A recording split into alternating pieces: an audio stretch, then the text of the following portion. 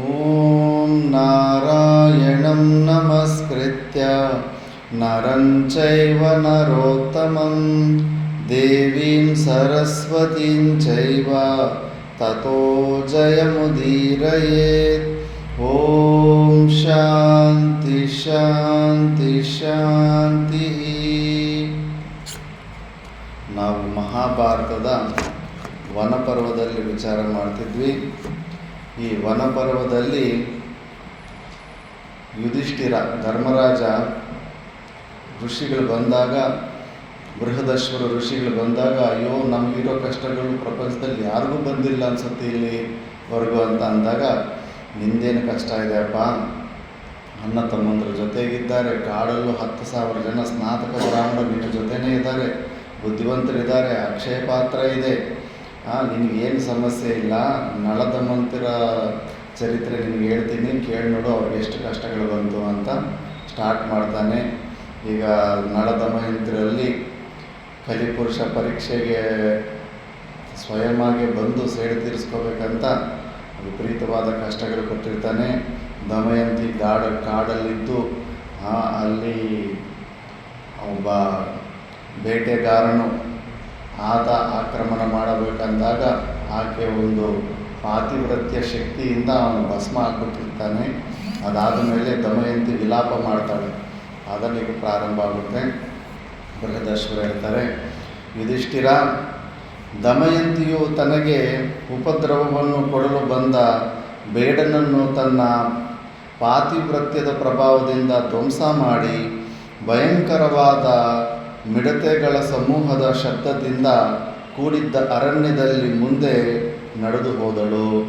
ಕೋಮಲಾಂಗಿಯಾದ ದಮಯಂತಿಯು ನಡೆದು ಹೋಗುತ್ತಿದ್ದ ಅರಣ್ಯವು ಅತೀ ಭಯಂಕರವಾಗಿದ್ದಿತು. ಸಿಂಹಗಳಿಂದಲೂ, ಆನೆಗಳಿಂದಲೂ, ಜಿಂಕೆಗಳಿಂದಲೂ, ಕಾಡುಕೋಣಗಳಿಂದಲೂ ಮತ್ತು ಕರಡಿಗಳಿಂದಲೂ ನಿಬಿಡವಾಗಿದ್ದಿತು. ಆ ಅರಣ್ಯದಲ್ಲಿ ಅನೇಕ ಜಾತಿಯ ಪಕ್ಷಿಗಳಿದ್ದವು. ಕಳ್ಳರಿಗೂ, ಮ್ಲೇಚ್ಛ ಜಾತಿಯ ಕಾಡು ಜನರಿಗೂ, ಮ್ಲೇಚ್ಛ ಜಾತಿ ಅಂದರೆ ಯಾರು ವೈದಿಕ ಧರ್ಮವನ್ನು ಫಾಲೋ ಮಾಡ್ದಿರ ಬರೀ ತಿನ್ನೋದು ಕುಡಿಯೋದು ಬರೀ ಇಂಥದ್ರಲ್ಲೇ ಇರ್ತಾರೆ ಅಂಥವನ್ನ, ಆ ಮ್ಲೇಚ್ಛ ಜಾತಿಯ ಕಾಡು ಜನರಿಗೂ ಅದು ನಿವಾಸ ಸ್ಥಾನವಾಗಿದ್ದಿತು. ಆ ಅರಣ್ಯವು ಶಾಲವೃಕ್ಷಗಳು, ಬಿದಿರು, ಮಳೆಗಳು, ದವ, ಅಶ್ವತ್ಥ, ತಿಂದುಕ, ಇಂಗುದ, ಕಿಂಚುಕು, ಅರ್ಜುನ, ಅರಿಷ್ಟ, ಬೇವು, ಶಾಲ್ಮಳಿ, ನೇರಳೆ, ಮಾವು, ಲೋದ್ರ, ಖದಿರ, ಸಾಲ, ವೇತ್ರ, ಪದ್ಮಕ, ಇವೆಲ್ಲ ಮರಗಳ ಹೆಸರು. ಇವ್ಯಾವ ಅರ್ಧಕ್ಕರ್ಧ ಗೊತ್ತೇ ಇಲ್ಲ ಯಾವುದರ ಹೆಸರು ಏನು ಅಂತ. ಸೆಂದನ, ಆಮಲಕ, ಪ್ಲಕ್ಷ, ಕದಂಬ, ಉದುಂಬರ, ಬದರಿ, ಬಿಲ್ವ, ಆಳ, ಪ್ರಿಯಾಳ, ತಾಳ, ಖರ್ಜೂರ, ಹರಿತಕ ಮತ್ತು ವಿಭೀತಕ ಮುಂತಾದ ವೃಕ್ಷಗಳಿಂದಲೂ ನಿಬಿಡವಾಗಿದ್ದಿತು. ಕಾಡಿನ ಅಂಚಿನಲ್ಲಿ ಪರ್ವತಗಳೂ ಇದ್ದವು. ದಮಯಂತಿಯು ಆ ಪರ್ವತಗಳಲ್ಲಿದ್ದ ಅನೇಕ ವಿಧವಾದ ಗೈರಿಕಾದಿ ಧಾತುಗಳನ್ನು, ಲೋಹಗಳ ಅದಿರನ್ನು ಕಂಡಳು. ಅಲ್ಲಲ್ಲಿಯೇ ಸುಂದರವಾದ ಲತಾಕುಂಚಗಳಿದ್ದವು. ಅವುಗಳಲ್ಲಿ ಪಕ್ಷಿಗಳು ನಿನಾದ ಮಾಡುತ್ತಿದ್ದವು. ಪರ್ವತದ ತಪ್ಪಲಿನಲ್ಲಿ ಅನೇಕ ಗುಹೆಗಳಿದ್ದವು. ಅವೆಲ್ಲವನ್ನೂ ದಾಟಿ ದಮಯಂತಿಯು ಮುಂದೆ ನಡೆದು ಹೋಗುತ್ತಿದ್ದಾಗ ಅನೇಕ ನದಿಗಳನ್ನು, ಸರೋವರಗಳನ್ನು, ಬಾವಿಗಳನ್ನು ಕಂಡಳು. ಅವಳಿಗೆ ಎದುರಾಗಿ ಅನೇಕಾನೇಕ ಪಕ್ಷಿಗಳ ಗುಂಪು, ಕಾಡು ಮೃಗಗಳು ಹಾದು ಹೋಗುತ್ತಿದ್ದವು. ಅನೇಕ ಜಾತಿಯ ಭಯಂಕರವಾದ ಸರ್ಪಗಳನ್ನು, ಪಿಶಾಚಗಳನ್ನು, ರಾಕ್ಷಸರನ್ನು ದಮಯಂತಿಯು ಕಂಡಳು. ಅನೇಕಾನೇಕ ಚಿಲುಮೆಗಳು, ತಟಾಕಗಳು, ಬೆಟ್ಟಗಳ ಶಿಖರಗಳು ದಮಯಂತಿಯು ಹೋಗುತ್ತಿದ್ದ ಹಾದಿಯಲ್ಲಿ ಸಿಕ್ಕಿದುವು.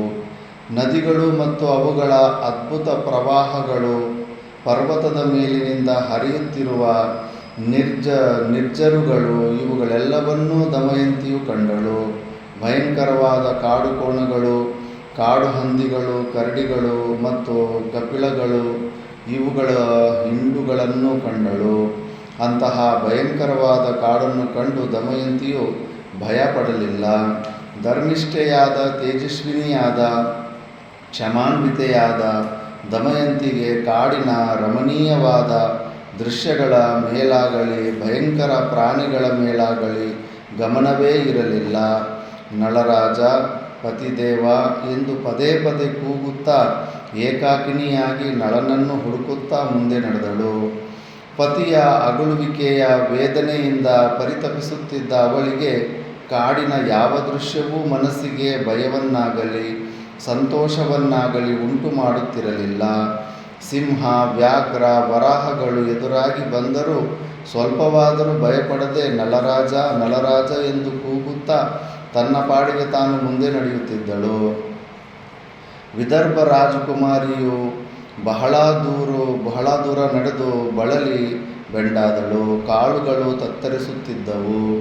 ಮುಂದೆ ನಡೆಯಲಾಗದೆ ಅಲ್ಲಿಯೇ ಇದ್ದ ಒಂದು ಕಲ್ಲಿನ ಮೇಲೆ ಕುಳಿತು ಕಂಬನಿಗೆರೆಯತ್ತ ಗೋಳಿಟ್ಟಳು.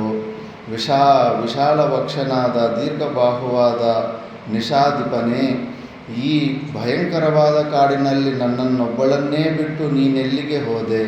ಅಶ್ವಮೇಧಾದಿ ಯಾಗಗಳನ್ನು ಮಾಡಿ ದೇವತೆಗಳನ್ನು ಹವಿಸ್ಸಿನಿಂದಲೂ ಬ್ರಾಹ್ಮಣರನ್ನು ಯಥೇಚ್ಛವಾದ ದಕ್ಷಿಣೆಗಳಿಂದಲೂ ತನ್ನಿರಿಸಿರುವ ಅಂತಹ ನೀನು ನನ್ನೊಡನೆ ಸುಳ್ಳು ಹೇಳಬಹುದೇ? ಅವನು ಬಿಡೋದೆಲ್ಲಾದರೂ ಊರಲ್ಲಾದರೂ ಬಿಟ್ಟು ಹೋಗ್ಬೋದಲ್ಲ, ಕಾಡು ಮಧ್ಯದಲ್ಲಿ ಬಿಟ್ಟು ಹೋಗಿದ್ದನು. ನರಶ್ರೇಷ್ಠನೇ, ಮಹಾದ್ವಿತೀಯೇ, ರಾಜಾದಿರಾಜನೇ, ನೀನು ನನ್ನೊಡನೆ ಏನೆಂದು ಹೇಳಿದ್ದೆಂಬುದನ್ನಾದರೂ ಸ್ಮರಿಸುವವನಾಗು. ರಾಜಹಂಸಗಳು ನಿನ್ನೊಡನೆಯೂ ಮತ್ತು ನನ್ನೊಡನೆಯೂ ಏನು ಹೇಳಿತ್ತು ಎಂಬುದು ನಿನ್ನ ಸ್ಮರಣೆಗೆ ಬಾರದೆ? ಹಂಸವಾಣಿಯನ್ನು ಸ್ಮರಿಸು. ಪುರುಷ ವ್ಯಾಘ್ರನೇ, ಋಗ್ಯಜುಸ್ಸಮಾದ ವರ್ಣ ವೇದಗಳು ಅಂದರೆ 4 ವೇದಗಳು ಮತ್ತು ಅವುಗಳ ಅಂಗೋಪಾಂಗಗಳ ಅಧ್ಯಯನ, ಸತ್ಯನಿಷ್ಠೆ ಇವುಗಳೆರಡೂ ಒಂದೇ ವಿಧವಾದ ಫಲಗಳನ್ನು ಕೊಡುವುವೆಂದು ಹಿರಿಯರು ಹೇಳುತ್ತಾರೆ.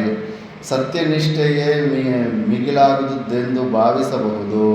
ಆದುದರಿಂದ ನೀನು ಈ ಹಿಂದೆ ನನಗಿತ್ತ ಸತ್ಯವಚನವನ್ನು ಸ್ಮರಿಸಿ ಅದರಂತೆ ನಡೆಯುವುದು ನಿನಗೆ ಯುಕ್ತವಾಗಿದೆ. ವೀರನೇ, ನಳರಾಜ, ನಾನು ನಿನ್ನವಳು, ವೀರಪತ್ನಿಯು. ಇಂತಹ ನಾನಿಂದು ನಿರ್ಗತಿಕಳಂತೆ ಸಾಯುವ ಸ್ಥಿತಿಯಲ್ಲಿದ್ದೇನೆ.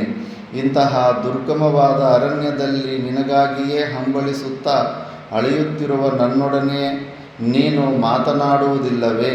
ಪತಿದೇವ, ಮೃತ್ಯುದೇವತೆಯಂತೆ ಘೋರವಾದ ಆಕಾರವುಳ್ಳ ಬಿಶಾಲವಾದ ತೆರೆದ ಮುಖವುಳ್ಳ ಹಸಿವಿನಿಂದ ಕೂಡಿರುವ ಈ ವನರಾಜನಾದ ಸಿಂಹವು ನನ್ನನ್ನು ಸೆಳೆದುಕೊಳ್ಳುತ್ತಿದೆ. ನುಂಗುಬಿಡುವುದರಲ್ಲಿದ್ದೆ. ಇಂತಹ ವಿಪತ್ತಿನಲ್ಲಿಯೂ ನೀನು ನನ್ನನ್ನು ರಕ್ಷಿಸಬೇಡವೇ? ನಮೇ ತ್ವದನ್ಯಾ ಕಾಚಿದ್ದಿ ಪ್ರಿಯಾಸ್ತಿ. ನನಗೆ ನಿನಗಿಂತಲೂ ಪ್ರಿಯತಮಲಾದವಳು ಬೇರೆಯವರು ಯಾರೂ ಇಲ್ಲವೆಂದು ನೀನು ನನ್ನ ಮುಂದೆ ಪದೇ ಪದೇ ಹೇಳುತ್ತಿದ್ದೆ ಅಲ್ಲವೇ? ರಾಜೇಂದ್ರ, ಈ ವಚನವನ್ನು ನೀನಿಂದು ಸತ್ಯವಚನವನ್ನಾಗಿ ಮಾಡು. ನಳರಾಜ, ನೀನು ನನ್ನನ್ನು ವಿಶೇಷವಾಗಿ ಪ್ರೀತಿಸುವೆ. ನನಗಿಂತಲೂ ಪ್ರಿಯವಾದ ಬೇರೆ ವಸ್ತುವೇ ಪ್ರಪಂಚದಲ್ಲಿಲ್ಲವೆಂದು ತಿಳಿದಿರುವೆ. ಅಂತೆಯೇ ನಾನು ಅನನ್ಯ ಶರಣೆಯಾಗಿರುವೆನು. ನೈಷಧ, ಹೀಗಿದ್ದರೂ ನಾನು ನಿನಗಾಗಿ ಪರಿತಪಿಸುತ್ತಿರುವಾಗ, ನಿನ್ನನ್ನೇ ನೆನೆದು ಗೋಳಾಡುತ್ತಿರುವಾಗ, ಉನ್ಮತ್ತೆಯಂತೆ ನಿನ್ನನ್ನೇ ಅರಸುತ್ತಾ ಈ ದಾರುಣವಾದ ಕಾಡಿನಲ್ಲಿ ಅಲೆದಾಡುತ್ತಿರುವಾಗ ನನ್ನ ಕೂಗಿಗೆ ಒಮ್ಮೆಯಾದರೂ ಉತ್ತರವನ್ನೇಕೆ ಕೊಡುವುದಿಲ್ಲ? ಭೂಪಾಲ, ವಿಶಾಲಾಕ್ಷ, ಆರ್ಯ, ನನ್ನ ಇಂದಿನ ಅವಸ್ಥೆಯು ಹೇಗಿದೆ ಎಂಬುದನ್ನಾದರೂ ತಿಳಿದಿರುವೆಯಾ? ನಾನಿಂದು ಕುಶಲಾಗಿದ್ದೇನೆ, ದೀನಲಾಗಿದ್ದೇನೆ, ವಿವರ್ಣಲಾಗಿದ್ದೇನೆ.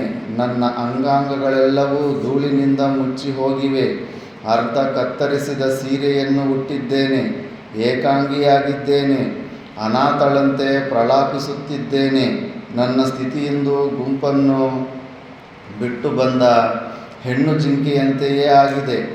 ಇಂತಹ ದಾರುಣಾವಸ್ಥೆಯಲ್ಲಿರುವ ನನ್ನನ್ನು ನೀನು ರಕ್ಷಿಸುವುದಿಲ್ಲವೇಕೆ?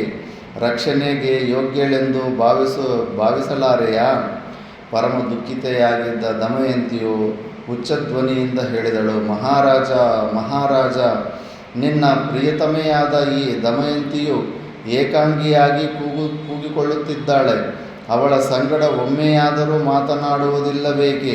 ಪುನಃ ಕುಗ್ಗಿದ ಧ್ವನಿಯಿಂದ ಹೇಳಿದಳು, ಕುಲ ಶೀಲ ಸಂಪನ್ನನೇ, ಸರ್ವಾಂಗ ಸುಂದರನೇ, ನರೋತ್ತಮನೇ, ಪರ್ವತದ ಸುತ್ತಲೂ ತಿರುಗಿದೆನು, ಎಲ್ಲಿಯೂ ನಿನ್ನನ್ನು ಕಾಣಲಿಲ್ಲ. ನಿಷಾದಾಧಿಪನೇ, ಸಿಂಹ, ವ್ಯಾಘ್ರ, ವರಾಹಗಳಿಂದ ನಿಬಿಡವಾಗಿರುವ ಈ ಘೋರಾರಣ್ಯದಲ್ಲಿ ನಿನ್ನ ಸ್ಥಿತಿಗತಿಗಳನ್ನು ತಿಳಿಯುವ ಸಲುವಾಗಿ ಮಲಗಿರುವ ಪ್ರಾಣಿಯನ್ನು ಕೇಳಲೆ, ನಿಂತಿರುವುದನ್ನು ಕೇಳಲೆ, ಓಡುತ್ತಿರುವುದನ್ನು ಕೇಳಲೆ, ಯಾರನ್ನು ಕೇಳಲಿ? ಯಾರು ತಾನೇ ನಿನ್ನ ಸಮಾಚಾರವನ್ನು ತಿಳಿಸುವರು? ಈ ಘೋರಾರಣ್ಯದಲ್ಲಿ ನಲಮಹಾರಾಜನನ್ನು ಕಂಡೆಯಾ ಎಂದು ನಾನು ಯಾರನ್ನು ಕೇಳಲಿ? ಜನರಹಿತವಾದ ಈ ಘೋರಾರಣ್ಯದಲ್ಲಿ ನನ್ನನ್ನಗಳಿ ಹೋದ ಮಹಾತ್ಮನಾದ, ಸುಂದರಾಂಗನಾದ, ಅರಿಂದಮನಾದ ನಳನ ವಿಷಯವನ್ನು ನನಗೆ ಯಾರು ತಿಳಿಯ ಹೇಳುವರು? ನೀನು ಹುಡುಕುತ್ತಿರುವ ಕಮಲದಳ ನೇತ್ರನಾದ ನಳಮಹಾರಾಜನು ಇಲ್ಲಿಯೇ ಇದ್ದಾನೆ ಎಂಬ ಶುಭವಾರ್ತೆಯನ್ನು ಯಾರು ನನಗೆ ಹೇಳುವರು? ನಾನಿನ್ನೂ ಅಂತಹ ಶುಭವಾರ್ತೆಯನ್ನು ಕೇಳುವೆನೆ. ಆ ಸೌಭಾಗ್ಯವು ನನಗಿದೆಯೇ? ಅದೋ ಅಲ್ಲಿ ಅರಣ್ಯಾಧಿಪತಿಯಾದ 4 ಕೊರೆದಾಡೆಗಳಿಂದ ಕೂಡಿರುವ ಮಹಾಕಾಯನಾದ ಶಾರ್ದೂಲ ರಾಜನು, ಅಂದರೆ ಸಿಂಹ, ಇತ್ತ ಕಡೆಗೆ ಬರುತ್ತಲಿದ್ದಾನೆ. ಅವನ ಸಮೀಪಕ್ಕೆ ನಾನು ನಿರ್ಭಯಳಾಗಿ ಹೋಗಿ ಅವನನ್ನು ಪ್ರಶ್ನಿಸುತ್ತೇನೆ ಎಂದೆನ್ನುತ್ತಾ ದಮಯಂತಿಯು ಶಾರ್ದೂಲನನ್ನು ಕುರಿತು ಹೇಳಿದಳು. ಸಿಂಹ ಜೊತೆ ಮಾತಾಡ್ತಾ ಇದ್ದಾಳಂತೆ, ಹುಚ್ಚಿಡಿದ್ಬಿಟ್ಟಿದೆ. ನೀನು ಮೃಗರಾಜನಾಗಿರುವುದು ಮಾತ್ರವಲ್ಲದೆ ಈ ಮಹಾ ಅರಣ್ಯಕ್ಕೆ ನೀನೇ ರಾಜನಾಗಿರುವೆ. ನನ್ನನ್ನು ದಮಯಂತಿ ಎಂದು ಕರೆಯುತ್ತಾರೆ. ನಾನು ವಿದರ್ಭ ರಾಜನ ಮಗಳು ಮತ್ತು ಶತ್ರು ವಿಧ್ವಂಸಕನಾದ ನಿಷದ ರಾಜನಾದ ನಳನ ಭಾರ್ಯೆ. ಪತಿಯ ವಿರಹದಿಂದಾಗಿ ಅತಿ ದುಃಖಿತೆಯಾಗಿರುವ ನಾನು ಏಕಾಕಿನಿಯಾಗಿ ಈ ಮಹಾರಣ್ಯದಲ್ಲಿ ನಳನನ್ನು ಹುಡುಕುತ್ತಿದ್ದೇನೆ. ನೀನೇನಾದರೂ ಅವನನ್ನು ಕಂಡಿದ್ದರೆ ನಳನನ್ನು ಎಲ್ಲಿರುವನೆಂಬ ಶುಭವಾರ್ತೆಯನ್ನು ತಿಳಿಸಿ ನನ್ನನ್ನು ಸಂತೈಸು. ಒಂದು ವೇಳೆ ಆ ಶುಭವಾರ್ತೆಯನ್ನು ನೀನು ತಿಳಿಸಲಾರೆಯಾದರೆ ನನಗೆ ಮತ್ತೊಂದು ಉಪಕಾರವನ್ನಾದರೂ ಮಾಡು. ಅತಿ ದುಃಖಿತೆಯಾಗಿರುವ ನನ್ನನ್ನು ನೀನು ಭಕ್ಷಿಸಿಯಾದರೂ ಈ ದುಃಖದಿಂದ ನನ್ನನ್ನು ಪಾರು ಮಾಡು. ಶಾರ್ದೂಲವು ತನ್ನಷ್ಟಕ್ಕೆ ತಾನು ಹೊರಟು ಹೋಯಿತು. ದಮಯಂತಿಯು ಪುನಃ ನಳನನ್ನು ಕುರಿತು ಶೋಕಿಸತೊಡಗಿದಳು. ನಳರಾಜ, ನನ್ನೀ ಕರುಣಾಜನಕವಾದ ಮಾತುಗಳನ್ನು ಕೇಳಿಯೂ ಮೃಗರಾಜನು ಕೇಳಿದಂತೆಯೇ ಹೊರಟು ಹೋಗುತ್ತಿದ್ದಾನೆ. ನನ್ನನ್ನು ಭಕ್ಷಿಸೆಂಬ 2ನೆಯ ಪ್ರಾರ್ಥನೆಯನ್ನೂ ಇವನು ನಡೆಸಿಕೊಡಲಿಲ್ಲ. ಅಯ್ಯೋ, ಈ ವ್ಯಾಘ್ರರಾಜನು ನನ್ನ ಮಾತನ್ನು ಕೇಳದೆ ಸಮುದ್ರಗಾಮಿನಿಯಾದ ನದಿಯ ಸಮೀಪಕ್ಕೆ ಧಾವಿಸುತ್ತಿದ್ದಾನೆ. ವ್ಯಾಘ್ರರಾಜನು ನನ್ನ ಮಾತನ್ನು ಕೇಳದೆ ಹೊರಟು ಹೋದ ನಂತರ ನಾನಿನ್ನೇನು ಮಾಡಲಿ? ನಳನೆಲ್ಲಿರುವನೆಂಬುದನ್ನು ಹೇಳೆಂದು ಈ ಪರ್ವತವನ್ನೇ ಕೇಳುತ್ತೇನೆ. ಈ ಪರ್ವತರಾಜನೇನೋ ಸಾಮಾನ್ಯನಲ್ಲ. ಪರಮ ಪುಣ್ಯತಮನಾದ ಈ ಪರ್ವತರಾಜನಲ್ಲಿ ಗಗನಚುಂಬಿಗಳಾದ ಸುಂದರವಾದ ಅನೇಕಾನೇಕ ಶಿಖರಗಳಿವೆ. ಇದರ ತಪ್ಪಲಿನಲ್ಲಿ ಗೈರಿಕಾದಿ ಧಾತುಗಳು, ಅನೇಕ ಲೋಹಗಳ ಮತ್ತು ರತ್ನಗಳ ಖಣಿಗಳು ಇವೆ. ಈ ಪರ್ವತವು ನಿಶ್ಚಯವಾಗಿಯೂ ಈ ಕಾಡಿನ ಧ್ವಜಸ್ತಂಭದಂತೆಯೇ ಪ್ರಕಾಶಿಸುತ್ತಿದೆ. ಸಿಂಹ, ವ್ಯಾಘ್ರ, ವರಾಹ, ಬಳ್ಳೂಕಗಳೇ ಮೊದಲಾದ ಪ್ರಾಣಿಗಳು ಈ ಪರ್ವತದ ಗುಹೆಗಳಲ್ಲಿವೆ. ಮದಿಸಿದ ಆನೆಗಳು ಈ ಪರ್ವತದ ಕೆಳಭಾಗದಲ್ಲಿ ಸಂಚರಿಸುತ್ತಿರುತ್ತವೆ. ಅನೇಕ ವಿಧವಾದ ಪಕ್ಷಿಗಳು ನಿನಾದ ಮಾಡುತ್ತಿರುತ್ತವೆ. ಕಿಂಶುಕ, ಅಶೋಕ, ಬಕುಳ, ಪುನ್ನಾಗ, ಕರ್ಣೀಕಾರ, ದವ, ಪ್ಲಕ್ಷ ಮುಂತಾದ ವೃಕ್ಷಗಳಿಂದ ಈ ಪರ್ವತವು ನಿಬಿಡವಾಗಿದೆ. ಈ ಪರ್ವತವು ಜಲಪಕ್ಷಿಗಳಿಂದ ಕೂಡಿದ ನದಿಗಳಿಂದ ಶೋಭಾಯಮಾನವಾಗಿದೆ. ಈ ಪರ್ವತದಲ್ಲಿ ಹಲವು ಶಿಖರಗಳಿವೆ. ಇಂತಹ ನಯನ ಮನೋಹರವಾದ ಪರ್ವತರಾಜನನ್ನು ನನ್ನ ಪತಿಯಾದ ನಳರಾಜನ ವಿಷಯವಾಗಿ ಕೇಳುತ್ತೇನೆ. ದಮಯಂತಿಯು ಪರ್ವತಕ್ಕೆ ಕೈ ಮುಗಿದು ಹೇಳತೊಡಗಿದಳು. ಪರ್ವತರಾಜನೇ, ಪೂಜ್ಯನೇ, ದಿವ್ಯ ದರ್ಶನನೇ, ಪ್ರಸಿದ್ಧನಾದವನೇ, ಶರಣಾಗತ ರಕ್ಷಕನೇ, ಬಹುಮಂಗಳ ಸ್ವರೂಪನೇ, ಮಹೀಧರನೇ, ನಿನಗೆ ಪ್ರಣಾಮ ಮಾಡುತ್ತೇನೆ. ನಾನೊಬ್ಬಳು ರಾಜಪುತ್ರಿಯು, ರಾಜನ ಸೊಸೆ, ಮೇಲಾಗಿ ರಾಜಭಾರ್ಯೆಯೂ ಆಗಿರುತ್ತೇನೆ. ನಾನು ಲೋಕದಲ್ಲಿ ದಮಯಂತಿ ಎಂಬ ಹೆಸರಿನಿಂದ ಪ್ರಸಿದ್ಧಳಾಗಿದ್ದೇನೆ. ರಾಜಾದಿರಾಜನಾದ ಮಹಾರಥನಾದ ವಿದರ್ಭಾಧಿಪತಿಯಾದ ಬ್ರಹ್ಮ, ಕ್ಷತ್ರಿಯ, ವೈಶ್ಯ, ಶೂದ್ರರೆಂಬ 4 ವರ್ಣದವರನ್ನು ಧರ್ಮದಿಂದ ಪರಿಪಾಲನೆ ಮಾಡುತ್ತಿರುವ ಭೀಮರಾಜನೇ ನನ್ನ ತಂದೆ. ಈ ಮಹಾನುಭಾವನು ಬಹುದಕ್ಷಿಣಾಕವಾದ ರಾಜಸೂಯ ಅಶ್ವಮೇಧಾದಿ ಯಾಗಗಳನ್ನು ಮಾಡಿ ಬ್ರಾಹ್ಮಣರಿಗೆ ಯಥೇಚ್ಛವಾಗಿ ದಕ್ಷಿಣೆಗಳನ್ನು ಕೊಟ್ಟಿರುತ್ತಾನೆ. ಆ ನನ್ನ ತಂದೆಯು ಸುಂದರವಾಗಿರುವ ಕಣ್ಣುಗಳುಳ್ಳವನು, ವೇದಾಧ್ಯಯನ ಸಂಪನ್ನನು, ಸಾಧುವೃತ್ತಿಯುಳ್ಳವನು, ಸತ್ಯವಾದಿಯು, ಅಸೂಯಾರಹಿತನು, ಸದ್ಗುಣಶೀಲನು, ವೀರ್ಯ ಸಂಪನ್ನನು, ಮಹೇಶ್ವರ್ಯವುಳ್ಳವನು, ಧರ್ಮಾತ್ಮನು ಮತ್ತು ಭೂತಾತ್ಮನು, ವಿದರ್ಭ ದೇಶದ ಪ್ರಜೆಗಳನ್ನು ತನ್ನ ಮಕ್ಕಳಂತೆಯೇ ಕಾಪಾಡುತ್ತಿರುವನು, ಶತ್ರುಗಳೆಲ್ಲರನ್ನೂ ಪೂರ್ಣವಾಗಿ ಜಯಿಸಿರುವನು. ಪರ್ವತ ಶ್ರೇಷ್ಠನೇ, ನಿನ್ನ ಬಳಿಗೆ ಬಂದಿರುವ ನಾನು ಅಂತಹ ಸಕಲ ಗುಣ ಸಂಪನ್ನನಾದ ಭೀಮರಾಜನ ಮಗಳಾಗಿರುವೆನು. ಪರ್ವತರಾಜ, ನಾನು ಸೇರಿರುವ ಮನೆಯ ಖ್ಯಾತಿಯನ್ನು ಹೇಳುವೆನು, ಕೇಳು. ನಿಷಧ ರಾಜ್ಯದಲ್ಲಿ ಸತ್ಯ ಧರ್ಮಗಳಿಂದ ರಾಜ್ಯವನ್ನಾಳುತ್ತಿದ್ದ ನರೋತ್ತಮನಾದ ವಿಖ್ಯಾತನಾದ ವೀರಸೇನನೆಂಬ ಹೆಸರಿನಿಂದ ಪ್ರಸಿದ್ಧನಾದ ಮಹಾನುಭಾವನೇ ನನ್ನ ಮಾವನು. ವೀರನಾದ ಸತ್ಯಪರಾಕ್ರಮನಾದ ವೀರಸೇನನ ಪುತ್ರನು ವಂಶಾನುಕ್ರಮವಾಗಿ ಪ್ರಾಪ್ತವಾದ ನಿಷಧ ರಾಜ್ಯವನ್ನು ಪರಿಪಾಲಿಸುತ್ತಿದ್ದನು. ಅವನು ಶತ್ರುನಿಷೂದನನು, ಶ್ಯಾಮಲವರ್ಣನು, ಪುಣ್ಯಶ್ಲೋಕನೆಂದು ಸರ್ವತ್ರ ಪ್ರಸಿದ್ಧನಾದವನು, ಬ್ರಾಹ್ಮಣ ಪ್ರಿಯನು, ವೇದಾಂಗಗಳನ್ನು ತಿಳಿದವನು, ಮಹಾವಾಗ್ಮಿಯ ಪುಣ್ಯ ಕಾರ್ಯಗಳನ್ನು ಮಾಡುವುದರಲ್ಲಿಯೇ ಹೆಚ್ಚು ಉತ್ಸಾಹವುಳ್ಳವನು. ಅವನು ಅನೇಕ ಯಜ್ಞಯಾಗಾದಿಗಳನ್ನು ಮಾಡಿ ಸೋಮರಸವನ್ನು ಪಾನ ಮಾಡಿದ್ದನು. ಅಗ್ನಿಹೋತ್ರ ಪರಾಯಣನಾಗಿಯೂ ಕಾಲಕಾಲಕ್ಕೆ ಕ್ರತುಗಳನ್ನು ಮಾಡುತ್ತಲೂ ಇದ್ದನು. ಸಮಯಗಳಲ್ಲಿ ಯುದ್ಧ ಮಾಡಿ ಶತ್ರುಗಳನ್ನು ಸದೆಬಡಿಯುತ್ತಲೂ ಇದ್ದನು. ತನ್ನ ಪ್ರಜೆಗಳನ್ನು ಅಕ್ಕರೆಯಿಂದ ಕಾಪಾಡುತ್ತಿದ್ದನು. ನಳನೆಂದು ಪ್ರಸಿದ್ಧನಾದ ಅಂತಹ ಮಹಾನುಭಾವನ ಅರ್ಧಾಂಗಿಯಾದ ನಾನು ನಿನ್ನ ಮುಂದೆ ಕೈ ಜೋಡಿಸಿ ನಿಂತಿದ್ದೇನೆ. ಪರ್ವತರಾಜನೇ, ಆದರೆ ನಾನಿಂದು ಸೌಭಾಗ್ಯದಿಂದ ವಂಚಿತಳಾಗಿದ್ದೇನೆ, ಪತಿಯಿಂದ ವಿರಹಿತಳಾಗಿದ್ದೇನೆ. ನನ್ನ ಪತಿಯನ್ನು ಹುಡುಕಿಕೊಂಡು ಈ ಘೋರಾರಣ್ಯದಲ್ಲಿ ಅಲೆದಾಡುತ್ತಿದ್ದೇನೆ. ನಾನು ಹೇಳಿದ ಆ ನಲಮಹಾರಾಜನು ಉನ್ನತವಾಗಿರುವ ನಿನ್ನ 100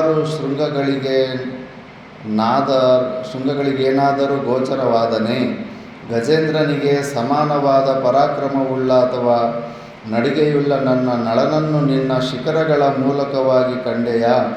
ದೀರ್ಘಬಾಹುವಾದ, ಅಪರಾಜಿತನಾದ, ಧೀಮಂತನಾದ, ವೀರ ವಿಕ್ರಮನಾದ, ವೀರಾಗ್ರಣಿಯಾದ, ಕ್ಷಮಾಗುಣ ವಿಶಿಷ್ಟನಾದ, ಶತ್ರುಕೋಪನಾದ, ಯಶಸ್ವಿಯಾದ ನನ್ನ ನಳನನ್ನು ಕಂಡೆಯಾ? ನಿನ್ನ ಮುಂದೆ ಆಳುತ್ತಾ ನಿಲ್ಲುವ ನಿನ್ನ ಮಗಳನ್ನು ಸಮಾಧಾನ ಮಾಡುವಂತೆ ಏಕಾಕಿನಿಯಾಗಿ ಪ್ರಲಾಪಿಸುತ್ತಾ ನಿನ್ನ ಮುಂದೆ ಕೈಜೋಡಿಸಿ ನಿಂತಿರುವ ನನ್ನನ್ನು ನೀನು ಸಂತೈಸಲಾರೆಯ? ಪರ್ವತರಾಜನು ಏನು ತಾನೇ ಉತ್ತರ ಕೊಟ್ಟನು? ಅಧೀರಳಾದ ದಮಯಂತಿಯು ಪುನಃ ತನ್ನ ನಳನನ್ನು ಉದ್ದೇಶಿಸಿ ಹೇಳತೊಡಗಿದಳು.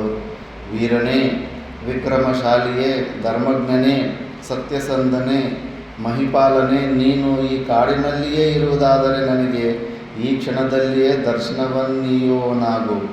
ಅವಳ ಪ್ರಲಾಪಗಳಿಗೆ ಪ್ರತಿಧ್ವನಿಗಳ ಹೊರತಾಗಿ ಮತ್ಯಾವ ಪ್ರತಿಕ್ರಿಯೆಯೂ ಎಲ್ಲಿಂದಲೂ ಬರಲಿಲ್ಲ. ದಮಯಂತಿಯು ಪುನಃ ರೋದನ ಮಾಡತೊಡಗಿದಳು. ಅಯ್ಯೋ, ಕರ್ಣಾನಂದಕರವಾದ, ಅಮೃತ ಸ್ವರೂಪವಾದ, ಗಂಭೀರವಾದ ನನ್ನ ಇನಿಯನ ಧ್ವನಿಯನ್ನು ನಾನು ಪುನಃ ಎಂದು ಕೇಳುವೆನು? ಸುಶ್ರಾವ್ಯವಾದ ವೇದಪಾಠಕ್ಕೆ ಸಮಾನವಾದ ತನ್ನ ಧ್ವನಿಯಿಂದ ನನ್ನನ್ನು ವಿದರ್ಭಸುತೆ ದಮಯಂತಿ ಎಂದು ಕೂಗಿ ನನ್ನಿ ವಿರಹ ಶೋಕವನ್ನು ನಲಮಹಾರಾಜನು ಯಾವಾಗ ದೂರ ಮಾಡುವನು? ಮಹಾರಾಜ, ನಾನು ನಿಶ್ಚಯವಾಗಿಯೂ ಬಹು ಭೀತಳಾಗಿದ್ದೇನೆ. ನನ್ನನ್ನು ದಯೆಯಿಟ್ಟು ಸಂತೈಸು. ಎಷ್ಟೇ ಕೂಗಿದರೂ ಎಷ್ಟೇ ಪ್ರಲಾಪ ಮಾಡಿದರೂ ಪ್ರಯೋಜನವಾಗಲಿಲ್ಲ. ಪರ್ವತರಾಜನು ಉತ್ತರಿಸದಿರುವುದಕ್ಕೆ ದಮಯಂತಿಯು ಸಂಕಟ ಪಡುತ್ತಾ ಉತ್ತರ ದಿಕ್ಕಿನ ಮಾರ್ಗವನ್ನು ಹಿಡಿದು ನಡೆದಳು. 3 ಹಗಲು ಮತ್ತು 3 ರಾತ್ರಿಗಳು ಅನ್ನಾಹಾರಗಳಿಲ್ಲದೆ ಪತಿಯನ್ನರಸುತ್ತಾ ನಡೆದ ನಂತರ ಅಸದೃಶವಾದ ಕಾಂತಿಯಿಂದ ಕೂಡಿದ್ದ ಒಂದು ಋಷ್ಯಾಶ್ರಮಕ್ಕೆ ಬಂದಳು. ಆ ಆಶ್ರಮವು ನಿಶ್ಚಯವಾಗಿಯೂ ಸ್ವರ್ಗದ ನಂದನವನದಂತೆ ಕಂಗೊಳಿಸುತ್ತಿದ್ದಿತು. ಆಶ್ರಮಗಳಂದರೆ ಹಂಗೆ ನೀಟಾಗಿರ್ತವೆ, ಹೂವಿನ ಗಿಡಗಳು, ತಂಪಾಗಿ ಶಾಂತ ವಾತಾವರಣ, ಕಿರ್ಚಾಡ್ಕೊಳ್ಳೋದು ಇವೆಲ್ಲ ಆಶ್ರಮದಲ್ಲಿರೋದಿಲ್ಲ. ಆ ಥರ ಇರಬೇಕು. ಮುಂಚೆ ಎಲ್ಲ ವರ್ಣನೆ ಎಲ್ಲ ಮಹಾಭಾರತದಲ್ಲಿ ಪುರಾಣದಲ್ಲಿ ಹಂಗೆಲ್ಲ ವರ್ಣನೆ ಬರುತ್ತೆ ಆಶ್ರಮಗಳು. ಹಾಗೆ ಮೇಂಟೈನ್ ಮಾಡ್ಕೋಬೇಕು. ಆಶ್ರಮ ಅಂದರೆ ಶಾಂತಿ ಆನಂದ ಇರಬೇಕು. ನಂದನವನದಂತೆ ಕಂಗೊಳಿಸುತ್ತಿದ್ದಿತು. ಹೂವಿನ ಗಿಡಗಳಿಂದ ಬಂದವ್ರ ಮನಸ್ಸು ಹಂಗೆ ಅಟ್ರ್ಯಾಕ್ಟ್ ಆಗ್ಬಿಡ್ತಾರೆ ಇರಬೇಕು. ದಮಯಂತಿಯು ನೋಡಿದ ಆಶ್ರಮವು ನಿಶ್ಚಯವಾಗಿಯೂ ವಶಿಷ್ಠ, ಭೃಗು, ಅತ್ರಿ ಮೊದಲಾದ ಬ್ರಹ್ಮರ್ಷಿಗಳಿಗೆ ಸಮಾನರಾದ ಮಹರ್ಷಿಗಳಿಂದ ಸಂಸೇವ್ಯಮಾನವಾಗಿ ಕಂಗೊಳಿಸುತ್ತಿದ್ದಿತು. ನಿಯತೇಂದ್ರಿಯರಾದ, ನಿಯತಾಹಾರಿಗಳಾದ, ಶಮ ದಮಾದಿ ಗುಣಾನ್ವಿತರಾದ, ಶುಚೀಭೂತರಾದ ಮಹರ್ಷಿಗಳಿಂದ ತುಂಬಿದ್ದ ಆ ಆಶ್ರಮವನ್ನು ದಮಯಂತಿಯು ಕಂಡಳು. ಜಲಭಕ್ಷಕರಾದ ಋಷಿಗಳು, ವಾಯುಭಕ್ಷಕರಾದ ಋಷಿಗಳು, ಕೇವಲ ನೀರು ತಿಂದೇ ಜೀವಿಸುವಂಥವರು, ಕೇವಲ ವಾಯುವನ್ನು ಸ್ವೀಕಾರ ಮಾಡಿ ಇರುವಂಥವರು ಜಲಭಕ್ಷಕರಾದ ಋಷಿಗಳು, ವಾಯುಭಕ್ಷಕರಾದ ಋಷಿಗಳು, ಪರ್ಣಾಶರು ಅಂದರೆ ಕುಟಿಯ ಗುಡ್ಸ, ಪರ್ಣಾಶರರು, ಜಿತೇಂದ್ರಿಯರು, ಇಂದ್ರಿಯ ನಿಗ್ರಹರವರು, ಮಹಾಭಾಗರು, ಸ್ವರ್ಗ ಮಾರ್ಗವನ್ನು ಕಾಣುವ ಸಾಮರ್ಥ್ಯವುಳ್ಳವರು, ಸ್ವರ್ಗ ಬೇಕಾದರೆ ಹೋಗಿ ಬರೋಷ್ಟು ಸಾಮರ್ಥ್ಯ ಇದೆ, ಮುಂತಾದವರಿಂದ ಕೂಡಿದ ಆಶ್ರಮವು ಅನ್ಯಾದೃಶವಾದ ಕಾಂತಿಯಿಂದ ಕೂಡಿದ್ದಿತು. ವಲ್ಕಲಾಜಿನ ಧಾರಿಗಳಾದ, ವಲ್ಕಲ ಅಂದರೆ ಮರದ ಔಟರ್ ಲೇಯರ್ ಬರುತ್ತೆ, ತೆಂಗಿನ ಗಿಡಕ್ಕೂ ಬರ್ತಾ ಇರ್ತದೆ, ಪಟ್ಟಲ್ ಅಂತಾರೆ, చెట్టు మొదలుకు వస్తుంటాయి, అవే చుట్టుకుంటూ ఉంటారు, ವಲ್ಕಲ್ ಅಂತಾರೆ. ವಲ್ಕಲಾಜಿನ, ಅಜಿನ ಅಂದರೆ ಚರ್ಮಗಳು, ಜಿಂಕೆ ಚರ್ಮ, ದಾರಿಗಳಾದ ಜಿತೇಂದ್ರಿಯರಾದ, ತಪಸ್ಸು ಸ್ವಾಧ್ಯಾಯ ನಿರತರಾದ, తపశ్చర్యనిರುತ್ತೆ, స్వాధ్యాయ రోజు క్లాసులు ఉంటాయి. ఆశ్రమాలు అంటే ఆశ్రమాలు ఒక చోటు ఉన్నామంటే శ్రవణం అనేది చేస్తారు. స్వాధ్యాయాలు లేకపోతే దాన్ని ఆశ్రమంలో ఇల్లు అంటారు. తపస్వాధ్యాయ నిరతరాద, నిరತರ అంటే ಕಂಟಿನ್ಯೂಸ್గా ಜరుగుతూ ఉంటాయి. ಋಷಿ ಮಹರ್ಷಿಗಳಿಂದ ನಿಬಿಡವಾಗಿದ್ದ ಆಶ್ರಮ ಮಂಡಲವನ್ನು ದಮಯಂತಿಯು ಕಂಡಳು. ಅಂತಹ ಋಷಿ ಮಹರ್ಷಿಗಳಿಂದಲೂ ಗುಂಪು ಗುಂಪಾಗಿದ್ದ ಜಿಂಕೆಗಳಿಂದಲೂ ಮತ್ತು ಶಾಖಾ ಮೃಗಗಳಿಂದಲೂ ಕೂಡಿದ್ದ ಆಶ್ರಮವನ್ನು ಕಂಡೊಡನೆಯೇ ದಮಯಂತಿಯು ಸಮಾಧಾನ ಹೊಂದಿದಳು. ಶೋಭಾಯಮಾನವಾದ ಹುಬ್ಬುಗಳಿಂದಲೂ ನೀಲವಾದ ಕೇಶರಾಶಿಯಿಂದಲೂ ಸುಂದರವಾದ ನಿತಂಬಗಳಿಂದಲೂ ಕುಚಗಳಿಂದಲೂ ಪರಿಶೋಭಿಸುತ್ತಿದ್ದ ಚಂದ್ರಕಿರಣಗಳ ಕಾಂತಿಗೆ ಸಮಾನವಾದ ಕಾಂತಿಯನ್ನು ಬೀರುವ ದಂತಪಂಕ್ತಿಗಳಿಂದ ಕೂಡಿದ್ದ ವಿಶಾಲ ನೇತ್ರೆಯಾದ ವರ್ಚಸ್ವಿನಿಯಾದ ವೀರಸೇನನ ಮಗನಿಗೆ ಪ್ರಿಯತಮಳಾದ ದಮಯಂತಿಯು ಆಶ್ರಮ ಭೂಮಿಯನ್ನು ಪ್ರವೇಶಿಸಿದಳು. ಧರ್ಮಜ, ಸ್ತ್ರೀರತ್ನಳಾದ ಮಹಾಭಾಗ್ಯೆಯಾದ ತಪಸ್ವಿನಿಯಾದ ದಮಯಂತಿಯು ಆಶ್ರಮದೊಳಗೆ ಪ್ರವೇಶಿಸಿ ವೃದ್ಧರಾದ ತಪೋಧನರಿಗೆ ನಮಸ್ಕರಿಸಿ ನತಶಿರಲಾಗಿ ಅವರ ಮುಂದೆ ನಿಂತಳು. ಅಭಾಗಿನಿಯಾದ ದಮಯಂತಿಯನ್ನು ಆಶ್ರಮವಾಸಿಗಳು ಸ್ವಾಗತಿಸಿ ಯಥೋಚಿತವಾಗಿ ಸತ್ಕರಿಸಿದ ನಂತರ ಅವಳನ್ನು ಕುರಿತು ಹೇಳಿದರು. ಮಂಗಳಾಂಗಿಯೇ, ನೀನಿಲ್ಲಿ ಕುಳಿತುಕೋ, ನಿನಗಾಗಿ ನಾವೇನು ಮಾಡಬೇಕೆಂಬುದನ್ನು ಹೇಳು. ಅದಕ್ಕುತ್ತರವಾಗಿ ದಮಯಂತಿ ಹೇಳಿದಳು, ಪವಿತ್ರಾತ್ಮರಾದ ಮಹರ್ಷಿಗಳೇ, ತಮ್ಮ ಅಗ್ನಿಹೋತ್ರ ಚಾಂದ್ರಯಾನಾದಿಗಳ ತಪಸ್ಸು, ಯಜ್ಞ, ಯಾಗಾದಿಗಳು ಇವುಗಳೆಲ್ಲವೂ ನಿರ್ವಿಘ್ನವಾಗಿ ನಡೆಯುತ್ತಿವೆಯಾ? ಈ ಆಶ್ರಮದಲ್ಲಿರುವ ಮೃಗಪಕ್ಷಿಗಳು ಕ್ಷೇಮದಿಂದಿರುವವೇ? ತಮ್ಮ ಧಾರ್ಮಿಕ ಕ್ರಿಯೆಗಳು ಯಾವ ವಿಧವಾದ ತೊಂದರೆಯೂ ಇಲ್ಲದೆ ನಡೆಯುತ್ತಿವೆಯೇ? ಋಷಿಗಳು ಪ್ರತ್ಯುತ್ತರವನ್ನಿತ್ತರು, ಭದ್ರೇ, ಸರ್ವವೂ ಕುಶಲದಿಂದಿರುವುದು. ಆದರೆ ಕಳಂಕರಹಿತಳೆ, ನೀನು ಯಾರು? ಯಾವ ಕಾರಣದಿಂದ ಈ ಘೋರಾರಣ್ಯದಲ್ಲಿ ಸುತ್ತಾಡುತ್ತಿರುವೆ? ನೀನು ಇಲ್ಲಿಗೆ ಬಂದಿರುವ ಕಾರಣವಾದರೂ ಏನು? ನಿನ್ನ ಅನ್ಯಾದೃಶ್ಯವಾದ ರೂಪವನ್ನು, ಕಾಂತಿಯನ್ನು ಕಂಡು ನಾವು ವಿಸ್ಮಯಗೊಂಡಿದ್ದೇವೆ. ನೀನಿನ್ನು ದುಃಖಿಸುವ ಕಾರಣವಿಲ್ಲ, ಸಂತುಷ್ಟಳಾಗು. ಮಂಗಳಾಂಗಿ, ನೀನೇನು ಈ ಅರಣ್ಯದಲ್ಲಿ ಅಧಿದೇವತೆಯ, ಅಥವಾ ಈ ಪರ್ವತದ ಅಧಿದೇವತೆಯೇ, ಅಥವಾ ನದಿಯಾಗಿ ಇಲ್ಲಿ ಹರಿಯುತ್ತಿರುವ ನೀನು ಶರೀರವನ್ನು ಧಾರಣೆ ಮಾಡಿ ನಮ್ಮಲ್ಲಿಗೆ ಬಂದಿರುವೆಯಾ? ನಿನ್ನ ನಿಜ ಸ್ವರೂಪವೇನೆಂಬುದನ್ನು ಹೇಳುವವಳಾಗು. ಬ್ರಾಹ್ಮಣೋತ್ತಮರೇ, ತಾವು ಭಾವಿಸಿರುವಂತೆ ನಾನು ಈ ವನದ ಅಧಿದೇವತೆಯೂ ಅಲ್ಲ, ಪರ್ವತದ ಅಧಿದೇವತೆಯೂ ಅಲ್ಲ, ನದಿಯ ಅಧಿದೇವತೆಯೂ ಅಲ್ಲ. ತಪೋಧನರೇ, ನನ್ನನ್ನು ಮನುಷ್ಯ ಮಾತ್ರಳೆಂದೇ ತಿಳಿಯಿರಿ. ನಾನು ನನ್ನ ಸಂಬಂಧವಾದ ಕಥೆಯನ್ನು ವಿವರಿಸಿ ಹೇಳುತ್ತೇನೆ, ಕೇಳಿರಿ. ತಪೋಧನರೇ, ವಿದರ್ಭ ದೇಶದಲ್ಲಿ ಮಹಾಪರಾಕ್ರಮಶಾಲಿಯಾದ ಭೀಮನೆಂಬ ರಾಜನಿದ್ದಾನೆ. ನಾನು ಆ ಭೀಮರಾಜನ ಮಗಳು ನಿಷತ್ ದೇಶದ ರಾಜನಾದ ಮಹಾ ತೇಜಸ್ವಿಯಾದ, ಮಹಾಬಲನಾದ, ಸತ್ಯವಂತನಾದ, ಧರ್ಮಜ್ಞನಾದ, ಪ್ರಾಜ್ಞನಾದ, ಶತ್ರುನಿಷೂದನನಾದ, ದೇವ ಬ್ರಾಹ್ಮಣ ಪ್ರಿಯನಾದ, ಶ್ರೀಮಂತನಾದ, ದೇವರಾಜನಿಗೆ ಸಮಾನವಾದ ಕಾಂತಿಯಿಂದ ಕೂಡಿರುವ ವಿಶಾಲ ನೇತ್ರನಾದ, ಚಂದ್ರಮುಖನಾದ ನಲನೆಂಬ ಹೆಸರಿಂದ ವಿಖ್ಯಾತನಾಗಿರುವ ರಾಜಶ್ರೇಷ್ಠನೇ ನನ್ನ ಪತಿಯು. ಆ ನನ್ನ ನಲರಾಜನು ಅನೇಕಾನೇಕ ಯಜ್ಞಯಾಗಾದಿಗಳನ್ನು ಮಾಡಿರುವನು. ವೇದಾಧ್ಯಯನ ಸಂಪನ್ನನು, ಶಿಕ್ಷಾ ವ್ಯಾಕರಣಾದಿ ವೇದಾಂಗಗಳನ್ನು ತಿಳಿದಿರುವವನು. ಆಗಿನ ರಾಜರು ಎಲ್ಲ ಓದ್ತಾ ಇದ್ರು. ಯುದ್ಧದಲ್ಲಿ ಅಪರಾಜಿತನು, ಸೂರ್ಯಚಂದ್ರರಿಗೆ ಸಮಾನವಾದ ಕಾಂತಿಯುಳ್ಳವನು, ಧರ್ಮಾತ್ಮನಾದ, ಸತ್ಯವ್ರತನಾದ ನಲಮಹಾರಾಜನೊಮ್ಮೆ ದ್ಯೂತ್ಯ ವಿದ್ಯೆಯಲ್ಲಿ ಧುರೀಣರು, ಅನಾರ್ಯರು, ಕುಬುದ್ಧಿಯುಳ್ಳವರು, ಅಸಂಸ್ಕೃತರು ಆದ ಜೂಜುಕೋರರಿಂದ ಪಗಡೆಯಾಟಕ್ಕೆ ಆಹ್ವಾನಿಸಲ್ಪಟ್ಟನು.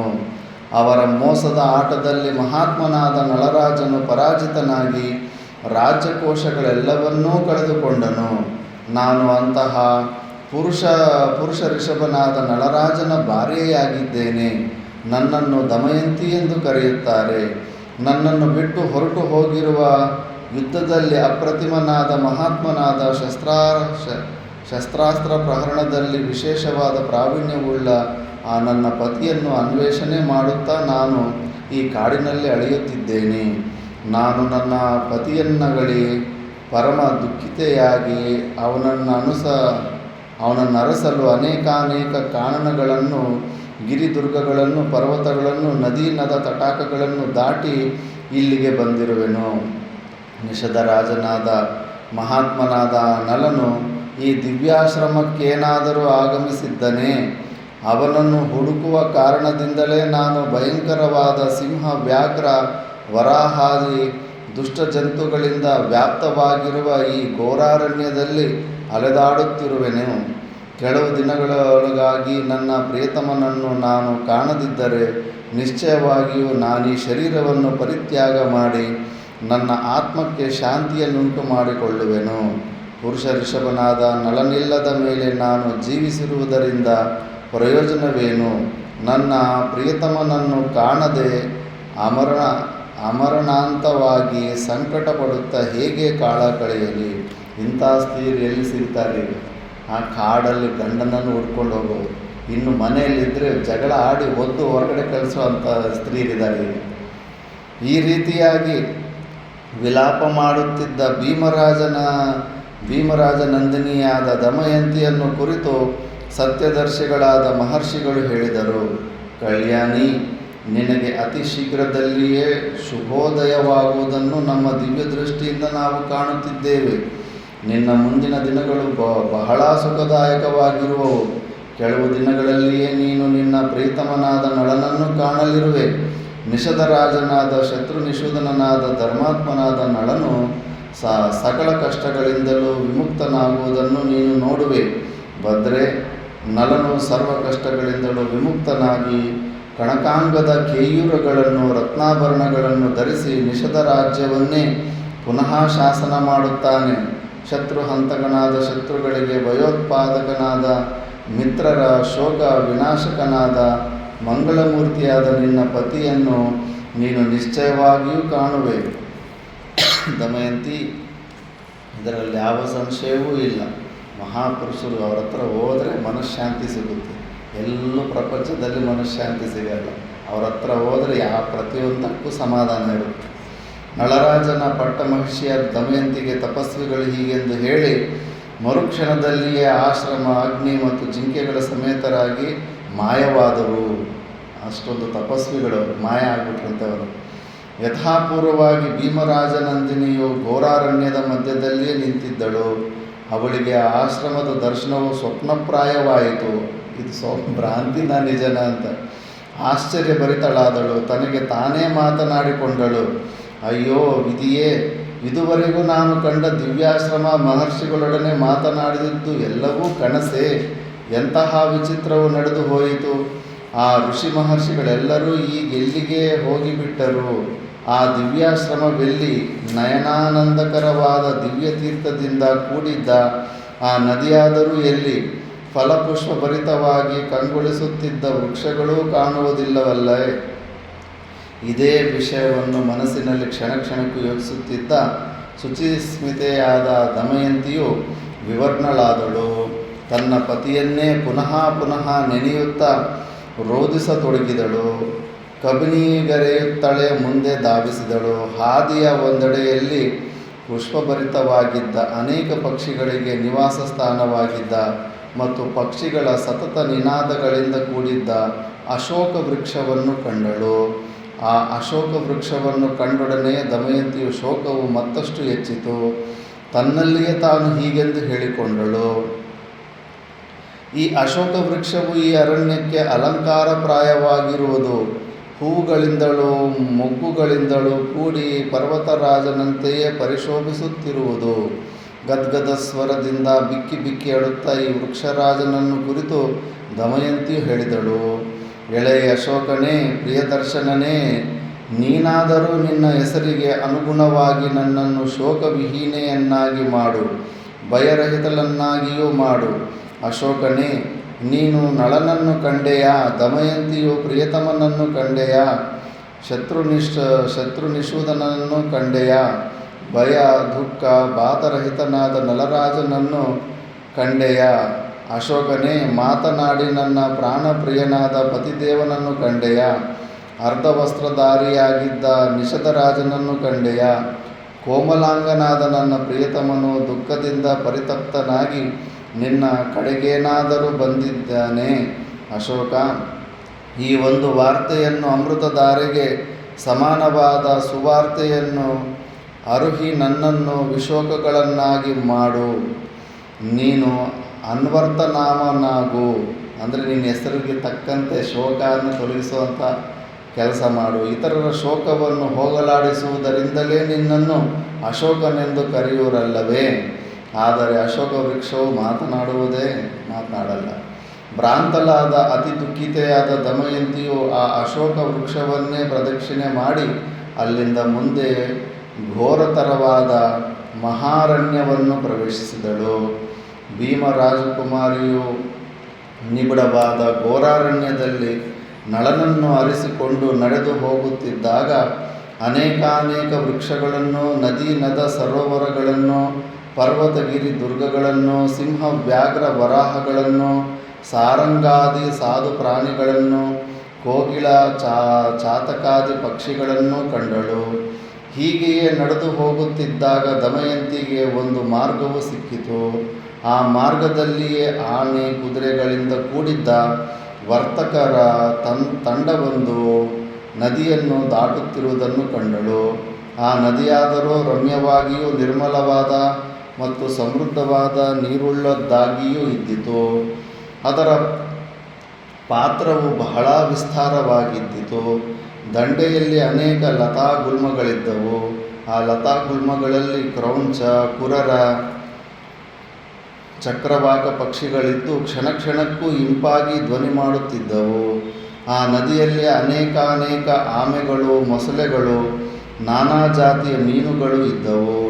ಅದರ ಮಧ್ಯದಲ್ಲಿ ಸಣ್ಣ ಸಣ್ಣ ದ್ವೀಪಗಳಿದ್ದವು. ಅಂತಹ ನಯನ ಮನೋಹರವಾದ ನದಿಯ ತೀರದಲ್ಲಿ ತಂಗಿದ್ದ ವರ್ತಕರ ಸಮೂಹವನ್ನು ಕಂಡೊಡನೆಯೇ ನಲನ ಪತ್ನಿಯಾದ ಸುಂದರಾಂಗಿಯಾದ ದಮಯಂತಿಯು ವರ್ತಕರ ಬಳಿಗೆ ಧಾವಿಸಿದ್ದಳು. ಶೋಕಾರ್ತಳಾಗಿದ್ದ, ನಖಶಿಖಾಂತವಾಗಿ ಧೂಳಿನಿಂದ ಆಚ್ಛಾದಿತೆಯಾಗಿದ್ದ ದಮಯಂತಿಯು ನಿಶ್ಚಯವಾಗಿಯೂ ಹುಚ್ಚಿಯಂತೆಯೇ ಕಾಣುತ್ತಿದ್ದಳು. ಅವಳನ್ನು ನೋಡಿದೊಡನೆಯೇ ಆ ವರ್ತಕರಲ್ಲಿ ಕೆಲವರು ಭಯಪಟ್ಟು ಓಡಿಬಿಟ್ಟರು. ಮತ್ತೆ ಕೆಲವರು ಗಟ್ಟಿಯಾಗಿ ಕಿರಿಚಿಕೊಂಡರು. ಕೆಲವರು ಅವಳನ್ನು ಹೊಡೆಯಲು ಹೋದರು. ಸಭ್ಯರಾದ ಕೆಲವರು ವರ್ತಕರು ಅವಳ ಅವಸ್ಥೆಯನ್ನು ಕಂಡು ಕನಿಕರದಿಂದ ಹತ್ತಿರ ಕರೆದು ಕೇಳಿದರು, ಕಲ್ಯಾಣಿ, ನೀನ್ಯಾರು ಮತ್ತು ಯಾರವಳು? ಈ ಘೋರಾರಣ್ಯದಲ್ಲಿ ಏನನ್ನು ಹುಡುಕುತ್ತಿರುವೆ?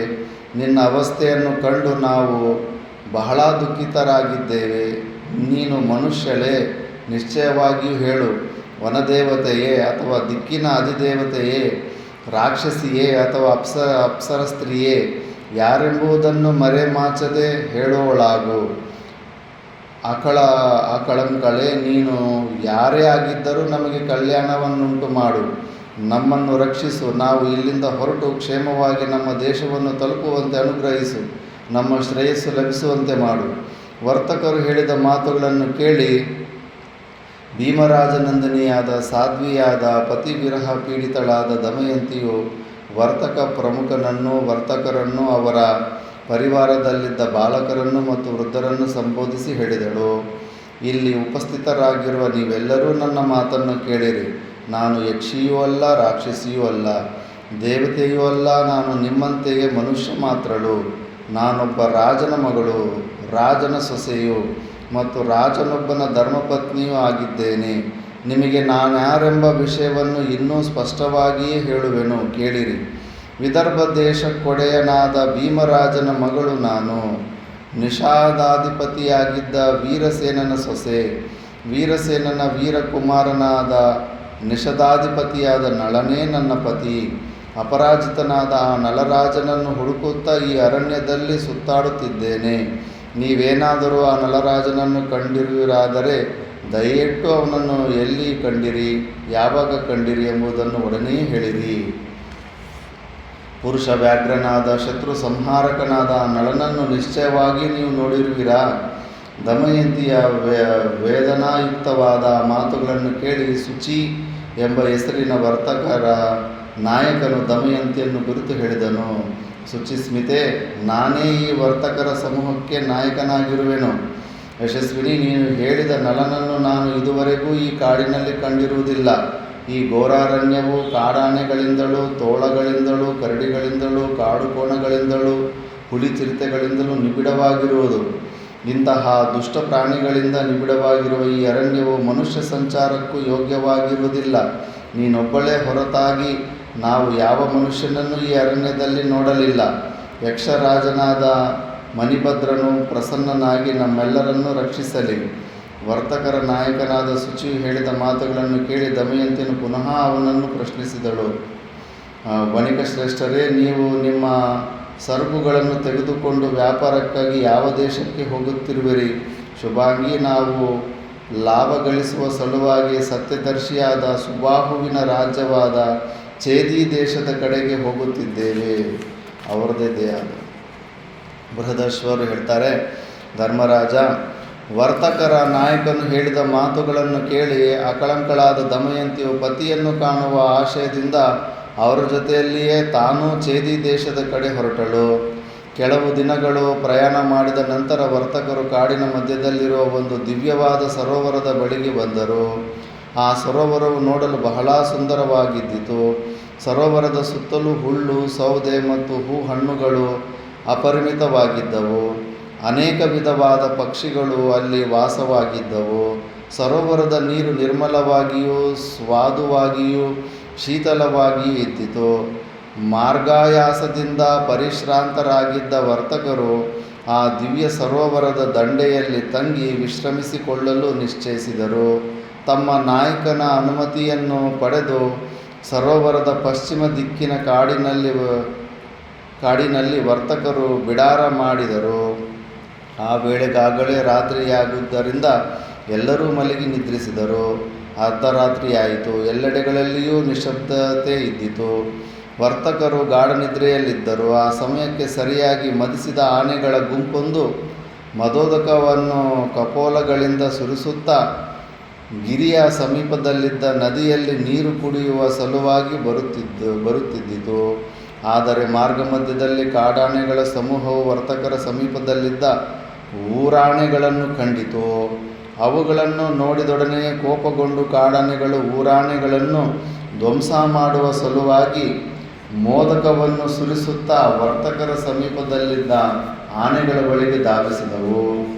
ಕಳಚಿ ಹೋದ ಪರ್ವತದ ಶಿಖರಗಳು ರಭಸದಿಂದ ಭೂಮಿಯ ಮೇಲೆ ಬೀಳುವಂತೆ ಕಾಡಾನೆಗಳು ರಭಸದಿಂದ ಊರಾನೆಗಳ ಕಡೆಗೆ ನುಗ್ಗಿದವು.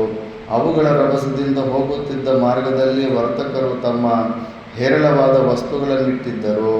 ಆ ವಸ್ತುಗಳಿಂದುಂಟಾದ ತಡೆಯು ಆನೆಗಳ ಕೋಪವನ್ನು ಮತ್ತಷ್ಟು ಕೆರಳಿಸಿತು. ಒಡನೆ ಕಾಡಾನೆಗಳು ರಭಸದಿಂದ ವರ್ತಕರು ಹಾಕಿದ್ದ ಗುಡಾರಗಳೆಲ್ಲವನ್ನೂ ಕ್ಷಣಮಾತ್ರದಲ್ಲಿ ಧ್ವಂಸ ಮಾಡಿ ಮಲಗಿದ್ದ ಅನೇಕ ವರ್ತಕರ ಮೇಲೆ ಕಾಲಿಟ್ಟು ಅವರನ್ನು ಸೀಳಿಬಿಟ್ಟವು. ಅವರ ಸರಕುಗಳೆಲ್ಲವೂ ಕ್ಷಣಮಾತ್ರದಲ್ಲಿ ನಾಶವಾಗಿ ಹೋದವು. ಆನೆಗಳ ಗಲಾಟೆಯಿಂದ ಎಚ್ಚೆತ್ತ ಕೆಲವರು ವರ್ತಕರು ಅಯ್ಯೋ ಅಯ್ಯೋ ಎಂದು ಕಿರಿಚಿಕೊಳ್ಳುತ್ತಾ ರಕ್ಷಣೆಗಾಗಿ ಅರಣ್ಯದ ಕಡೆಗೆ ಧಾವಿಸಿದರು. ಆ ಆನೆಗಳು ಅಷ್ಟಕ್ಕೆ ಸುಮ್ಮನಾಗಲಿಲ್ಲ. ವರ್ತಕರ ಅನೇಕ ಕುದುರೆಗಳನ್ನು ಒಂಟೆಗಳನ್ನು ಕೊಂದು ಹಾಕಿದವು. ಅಳಿದುಳಿದ ಕೆಲವು ವರ್ತಕರು ಭೀತಿಯಿಂದ ನಡೆಯಲು ಕೂಡ ಸಾಧ್ಯವಾಗದೆ ತತ್ತರಿಸುತ್ತಾ ಅಲ್ಲಿಯೇ ಬಿದ್ದು ಪ್ರಜ್ಞಾಹೀನರಾದರು.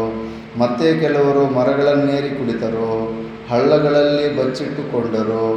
ಧರ್ಮಜ, ಆಕಸ್ಮಿಕವಾಗಿ ಪ್ರಾಪ್ತವಾದ ಆ ಘಟನೆಯಿಂದಾಗಿ ಅನೇಕ ವರ್ತಕರು ಮಡಿದರಲ್ಲದೆ ಅನೇಕರಿಗೆ ಬಹಳ ನಷ್ಟವೂ ಉಂಟಾಯಿತು.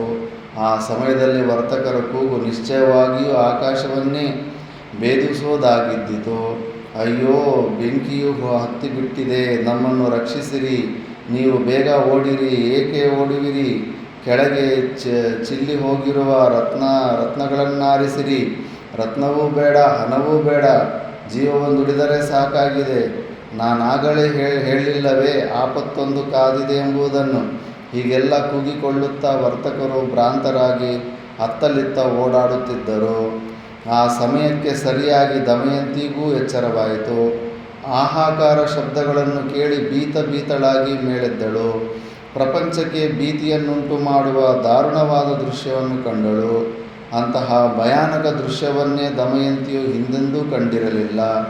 ಭಯವಿಹ್ವಲಾದ ದಮಯಂತಿಯು ಕಂದಿದ ಮುಖದಿಂದ ಕೂಡಿದವಳಾಗಿ ಅಳಿದುಳಿದಿದ್ದ ವರ್ತಕರು ನಿಂತಿದ್ದ ಕಡೆಗೆ ತಾನೂ ಬಂದು ನಿಂತಳು. ಆ ವರ್ತಕರು ಪರಸ್ಪರವಾಗಿ ಮಾತನಾಡಿಕೊಳ್ಳುತ್ತಿದ್ದರು. ನಾವು ಮಾಡಿದ ಯಾವ ಮಹಾ ಅಪರಾಧಕ್ಕಾಗಿ ಇಂದು ಈ ಶಿಕ್ಷೆಯನ್ನು ಅನುಭವಿಸಬೇಕಾಯಿತೋ ತಿಳಿಯದಲ್ಲ. ನಿಶ್ಚಯವಾಗಿಯೂ ನಾವು ನಮ್ಮ ಸ್ವಾಮಿಯಾದ ಮಣಿಭದ್ರನನ್ನು, ಕುಬೇರನನ್ನು ಚೆನ್ನಾಗಿ ಆರಾಧಿಸುವುದಿಲ್ಲ. ಈ ಕಾರಣದಿಂದಲೇ ನಾವಿಂದು ಈ ಆಘಾತಕ್ಕೆ ಸಿಕ್ಕಿಕೊಳ್ಳಬೇಕಾಯಿತು.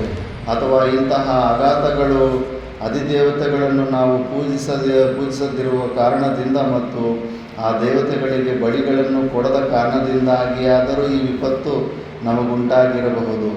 ಮತ್ತೊಬ್ಬನು ಹೇಳಿದನು, ನನಗೆ ಹೀಗೆನ್ನಿಸುತ್ತದೆ, ನಾವು ಪ್ರಯಾಣ ಹೊರಟಾಗ ಕೆಲವು ಪಕ್ಷಿಗಳು ನಮ್ಮೆದುರಾಗಿ ಹಾರಿ ಬಂದವು. ಅದರಿಂದೇನಾದರೂ ಈ ಆಘಾತವು ನಮಗೆ ಪ್ರಾಪ್ತವಾಯಿತೋ? ಇದ್ಯಾವುದೂ ಕಾರಣವೆಂದು ನನಗನ್ನಿಸುವುದಿಲ್ಲ. ನಾವು ಪ್ರಯಾಣ ಹೊರಟ ನಕ್ಷತ್ರವು ಕೆಟ್ಟ ನಕ್ಷತ್ರವೆಂದು ನಾನು ಭಾವಿಸುತ್ತೇನೆ. ಬಂಧು ಮಿತ್ರರನ್ನು, ಅಪಾರವಾದ ಐಶ್ವರ್ಯವನ್ನು ಕಳೆದುಕೊಂಡು ಒಬ್ಬ ವರ್ತಕನು ಹೇಳಿದನು, ನಮಗೊದಗಿರುವ ಈ ವಿಪತ್ತಿಗೆ ಕಾರಣವು ನಮ್ಮ ಕಣ್ಣೆದುರಿನಲ್ಲಿಯೇ ಇರುವಾಗ ಬೇರೆಯ ಕಾರಣವನ್ನೇಕೆ ಊಹಿಸುವಿರಿ? ಹುಚ್ಚಿಯಂತೆ ನಮ್ಮ ಸಮೂಹದಲ್ಲಿ ಬಂದು ಸೇರಿಕೊಂಡಿರುವ ಆ ಹೆಂಗಸೇ ನಮ್ಮ ಈ ವಿಪತ್ತಿಗೆ ಕಾರಣವೆಂದು ನಾನು ನಿರ್ಧರಿಸಿ ಹೇಳುತ್ತೇನೆ. ಅವಳು ಖಂಡಿತವಾಗಿಯೂ ಮನುಷ್ಯರಲ್ಲ, ಮಾಯಾವಿನಿ. ಅವಳ ಮಾಯೆಯಿಂದಾಗಿಯೇ ನಮಗಿಂದು ಈ ಅಪಾರವಾದ ನಷ್ಟವುಂಟಾಗಿರುವುದು. ಅವಳು ನಿಶ್ಚಯವಾಗಿಯೂ ಯಕ್ಷಿಯೋ, ರಾಕ್ಷಸಿಯೋ, ಪಿಶಾಚಿಯೋ ಆಗಿರಬೇಕು, ಮನುಷ್ಯಲಂತೂ ಅಲ್ಲ. ಇವಳ ವಿರೂಪವನ್ನು ನೋಡಿದರೆ ಕಾಣುವುದಿಲ್ಲವೇ? ನಮಗೆ ಈ ಮಹಾವಿಪತ್ತನ್ನುಂಟು ಮಾಡಿರುವ ಮಹಾಪಾಪಿಷ್ಠೆಯಾದ ಅವಳನ್ನು ನಾವೇನಾದರೂ ಪುನಃ ಕಂಡರೆ ಕಳ್ಳಿನಿಂದಲೂ, ಹೆಂಟೆಗಳಿಂದಲೂ, ಮುಷ್ಟಿಗಳಿಂದಲೂ, ಕಟ್ಟಿಗೆಯಿಂದಲೂ ಹೊಡೆದು ಸಾಯಿಸಬೇಕು. ಅವಳನ್ನು ಹಾಗೆಯೇ ಬಿಟ್ಟರೆ ನಮ್ಮ ಸರ್ವ ವಿನಾಶವಾಗುವುದು. ನೋಡು, ಹುಚ್ಚರು ಏನೆಲ್ಲ ಊಹಿಸ್ಕೊತಾರೆ. ಅವ್ರಿಗೆ ಬಂದಿರೋ ಕಷ್ಟಗಳಿಗೆ ಅವ್ರ ಕಾರಣ, ಇವ್ರ ಕಾರಣ. ಸಣ್ಣ ವಯಸ್ಸಲ್ಲಿ ನಾವು ನೋಡ್ತಾ ಇದ್ವಿ, ಕ್ರಿಕೆಟ್ ಮ್ಯಾಚ್ ನೋಡ್ತಾ ಇದ್ದರೆ ಸಡನ್ನಾಗಿ ನಾವು ರೂಮಲ್ಲಿ ಎಂಟ್ರಿ ಕೊಟ್ಟರೆ ಅವಾಗ ಯಾರಾದರೂ ಒಬ್ಬನು ಔಟ್ ಆಗಿಬಿಟ್ರೆ, ನೋಡಿ ಇವನು ಬಂದಿದ್ದಕ್ಕೆ ನಮ್ಮ ಪ್ಲೇಯರ್ ಔಟ್ ಆಗಿಬಿಟ್ಟಂತ ಒದ್ದು ಓಡಿಸ್ಬಿಡ್ತಾಯಿದ್ರು. ಯಾವುದಕ್ಕೂ ಏನೋ ಲಿಂಕ್ ಮಾಡ್ತಾರೆ. ಯಾವುದೋ ಕಷ್ಟಕ್ಕೆ ಯಾರೋ ಕಾರಣ ಅಂತ ಅವ್ರ ಮೇಲೆ ಇವ್ರ ಮೇಲೆ ತೋರಿಸೋದೆ ಯಾವಾಗಲೂ. ನೋಡಿ, ಈಗ ನೋಡ, ಈಕೆಯಿಂದನೇ ಸಮಸ್ಯೆ ಬಂದಿದೆ ಅಂತ ದಮಯಂತಿನ ಹೊಡಿಬೇಕಂತ ನಿಶ್ಚಯ ಮಾಡಿದ್ದಾರೆ. ಅವರ ಮಾತುಗಳನ್ನು ವೃಕ್ಷದ ಮರೆಯಲ್ಲಿ ನಿಂತು ಕೇಳುತ್ತಿದ್ದ ದಮಯಂತಿಗೆ ಭಯವಾಯಿತು. ನಾಚಿಕೆಯೂ ಆಯಿತು. ತಾನಲ್ಲಿ ನಿಲ್ಲುವುದು ಅಪಾಯವೆಂದು ನಿಶ್ಚಯಿಸಿ ಅರಣ್ಯದ ಕಡೆಯೇ ಓಡಿದಳು. ಯಾರಿಗೂ ಕಾಣದ ಗೂಢವಾದ ಸ್ಥಳಕ್ಕೆ ಧಾವಿಸಿ ತನಗೆ ತಾನೇ ಹೇಳಿಕೊಂಡಳು, ದುರ್ವಿಧಿಯೇ, ದೈವವು ನಿಶ್ಚಯವಾಗಿಯೂ ನನ್ನ ಮೇಲೆ ಬಹಳ ಕೋಪಗೊಂಡಿರುವುದು. ನಾನು ಎಲ್ಲಿಗೆ ಹೋದರೂ ನನಗೆ ಶಾಂತಿಯೂ ಸಿಗದಾಗಿದೆ. ಈ ವಿಧವಾದ ಕಷ್ಟಗಳನ್ನು ಅನುಭವಿಸಲು ನಾನು ಮಾಡಿರುವ ಅಪರಾಧವಾದರೂ ಏನಿರಬಹುದು? ನನಗೆ ಸ್ಮರಣೆಯಲ್ಲಿರುವಂತೆ ಮನಸ ವಾಚ ಕರ್ಮನ ನಾನು ಯಾರೊಬ್ಬರಿಗೂ ಯಾವ ಕಾಲದಲ್ಲಿಯೂ ಯಾವ ಅಪರಾಧವನ್ನೂ ಮಾಡಿರುವುದಿಲ್ಲ. ಎಲ್ಲರೂ ಹಿಂಗೆ ಅನ್ಕೊತಾ ಇರ್ತಾರೆ, ನಾನು ಯಾರಿಗೂ ಒಬ್ಬರಿಗೂ ತೊಂದರೆ ಮಾಡಿದ್ರೆ ನನಗೆ ಯಾಕೆ ಕಷ್ಟಗಳು ಬರ್ತಾಯಿದೆ? ಪೂರ್ವಜನ್ಮ ಮರೆತೋಗ್ಬಿಟ್ರೆ ಹೆಂಗೆ? ಹೀಗಿರುವಾಗ ಯಾವ ಕಾರಣದಿಂದಾಗಿ ನಾನು ಇಷ್ಟೊಂದು ಕಷ್ಟಗಳನ್ನು ಅನುಭವಿಸಬೇಕಾಗಿದೆ? ನಾನು ನನ್ನ ಹಿಂದಿನ ಜನ್ಮದಲ್ಲಿ ಮಾಡಿರಬಹುದಾದ ಮಹಾಪಾಪಗಳ ರಾಶಿಯೇ ನನ್ನ ಮೇಲೆ ಬಿದ್ದಿದೆ. ಅದರ ಪರಿಣಾಮವಾಗಿಯೇ ನಾನಿಂದು ಈ ಅಪಾರವಾದ ಕಷ್ಟಗಳನ್ನು ಅನುಭವಿಸುತ್ತಿದ್ದೇನೆ. ನನ್ನ ಪತಿಯು ರಾಜ್ಯವನ್ನು ಕಳೆದುಕೊಂಡದ್ದು, ಅವನು ತನ್ನ ದಾಯಾದಿನಿಂದಲೇ ಪಗಡೆಯಾಟದಲ್ಲಿ ಪರಾಜಿತನಾದದ್ದು, ನಾನು ಸುತೆಯರನ್ನು ಅಗಲಿ ಕಡೆಗೆ ಪತಿಯನ್ನೂ ಅಗಲಿದುದು, ಈಗ ಈ ಮೃಗಾಶ್ರಯವಾದ ಅರಣ್ಯದಲ್ಲಿ ಆಶ್ರಯರಹಿತಳಾಗಿ ಅಲೆದಾಡುತ್ತಿರುವುದು, ಇವೆಲ್ಲವೂ ನನ್ನ ಪೂರ್ವಜನ್ಮದ ಕರ್ಮ ಪರಿಪಾಕವೇ ಇರಬೇಕು. ಧರ್ಮಜ, ಮರುದಿನ ಬೆಳಗ್ಗೆ ಅಳಿದುಳಿದ ವರ್ತಕರು, ಸತ್ತು ಹೋದ ತಮ್ಮ, ತಂದೆ, ಮಗ, ಅಳಿಯ, ಸೋದರ, ಮಿತ್ರ ಇವರಿಗಾಗಿ ಶೋಕಿಸುತ್ತಾ ನಾಶವಾಗದಿದ್ದ ಸರಕುಗಳನ್ನು ತುಂಬಿಕೊಂಡು ಮುಂದಕ್ಕೆ ಪ್ರಯಾಣ ಮಾಡಿದರು. ದಮಯಂತಿಯು ವರ್ತಕರೊಡನೆ ಬಂದಿದ್ದ ಬ್ರಾಹ್ಮಣರ ಗುಂಪಿನಲ್ಲಿ ಸೇರಿಕೊಂಡು ಪ್ರಯಾಣ ಮಾಡಿದಳು. ಪ್ರಯಾಣ ಮಾಡುತ್ತಿದ್ದಾಗಲೂ ಅವಳಿಗೆ ಹಿಂದಿನ ರಾತ್ರಿ ನಡೆದ ಮದಗಜಗಳ ಧ್ವಂಸಕ್ರಿಯೆಯು ಕಣ್ಣಿಗೆ ಕಟ್ಟಿದಂತಿತ್ತು. ಅದನ್ನೇ ಕುರಿತು ಯೋಚಿಸುತ್ತಿದ್ದಳು. ಅಯ್ಯೋ ವಿಧಿಯೇ, ನಾನೇನು ಅಪರಾಧ ಮಾಡಿರುವೆನು? ನನಗೆ ಈ ಘೋರಾರಣ್ಯದಲ್ಲಿ ರಕ್ಷಣೆಯನ್ನಿತ್ತ ಅನೇಕ ಜನರು ಅನೇಕ ತುಳಿತಕ್ಕೆ ಸಿಕ್ಕಿ ಹಸುವನ್ನು ತೊರೆದರು. ನಿಶ್ಚಯವಾಗಿ ಇದು ನನ್ನ ದುರದೃಷ್ಟದಿಂದಲೇ ಉಂಟಾಗಿರಬೇಕು. ನಾನು ಇನ್ನೂ ಹೆಚ್ಚು ಕಾಲ ಇದೇ ವಿಧವಾದ ಸಂಕಟವನ್ನು ಅನುಭವಿಸಿಯೇ ತೀರಬೇಕಾಗಿದೆ, ಇದು ನಿಶ್ಚಯ. ವಿಧಿಯಿಂದ ನಿಯಮಿತವಾದ ಕಾಲವು ಪ್ರಾಪ್ತವಾಗುವವರೆಗೂ ಯಾರಿಗೂ ಸಾಯುವ ಸಾಧ್ಯತೆಯೇ ಇಲ್ಲವೆಂದು ಹಿರಿಯರು ಹೇಳುವುದನ್ನು ಕೇಳಿದ್ದೇನೆ.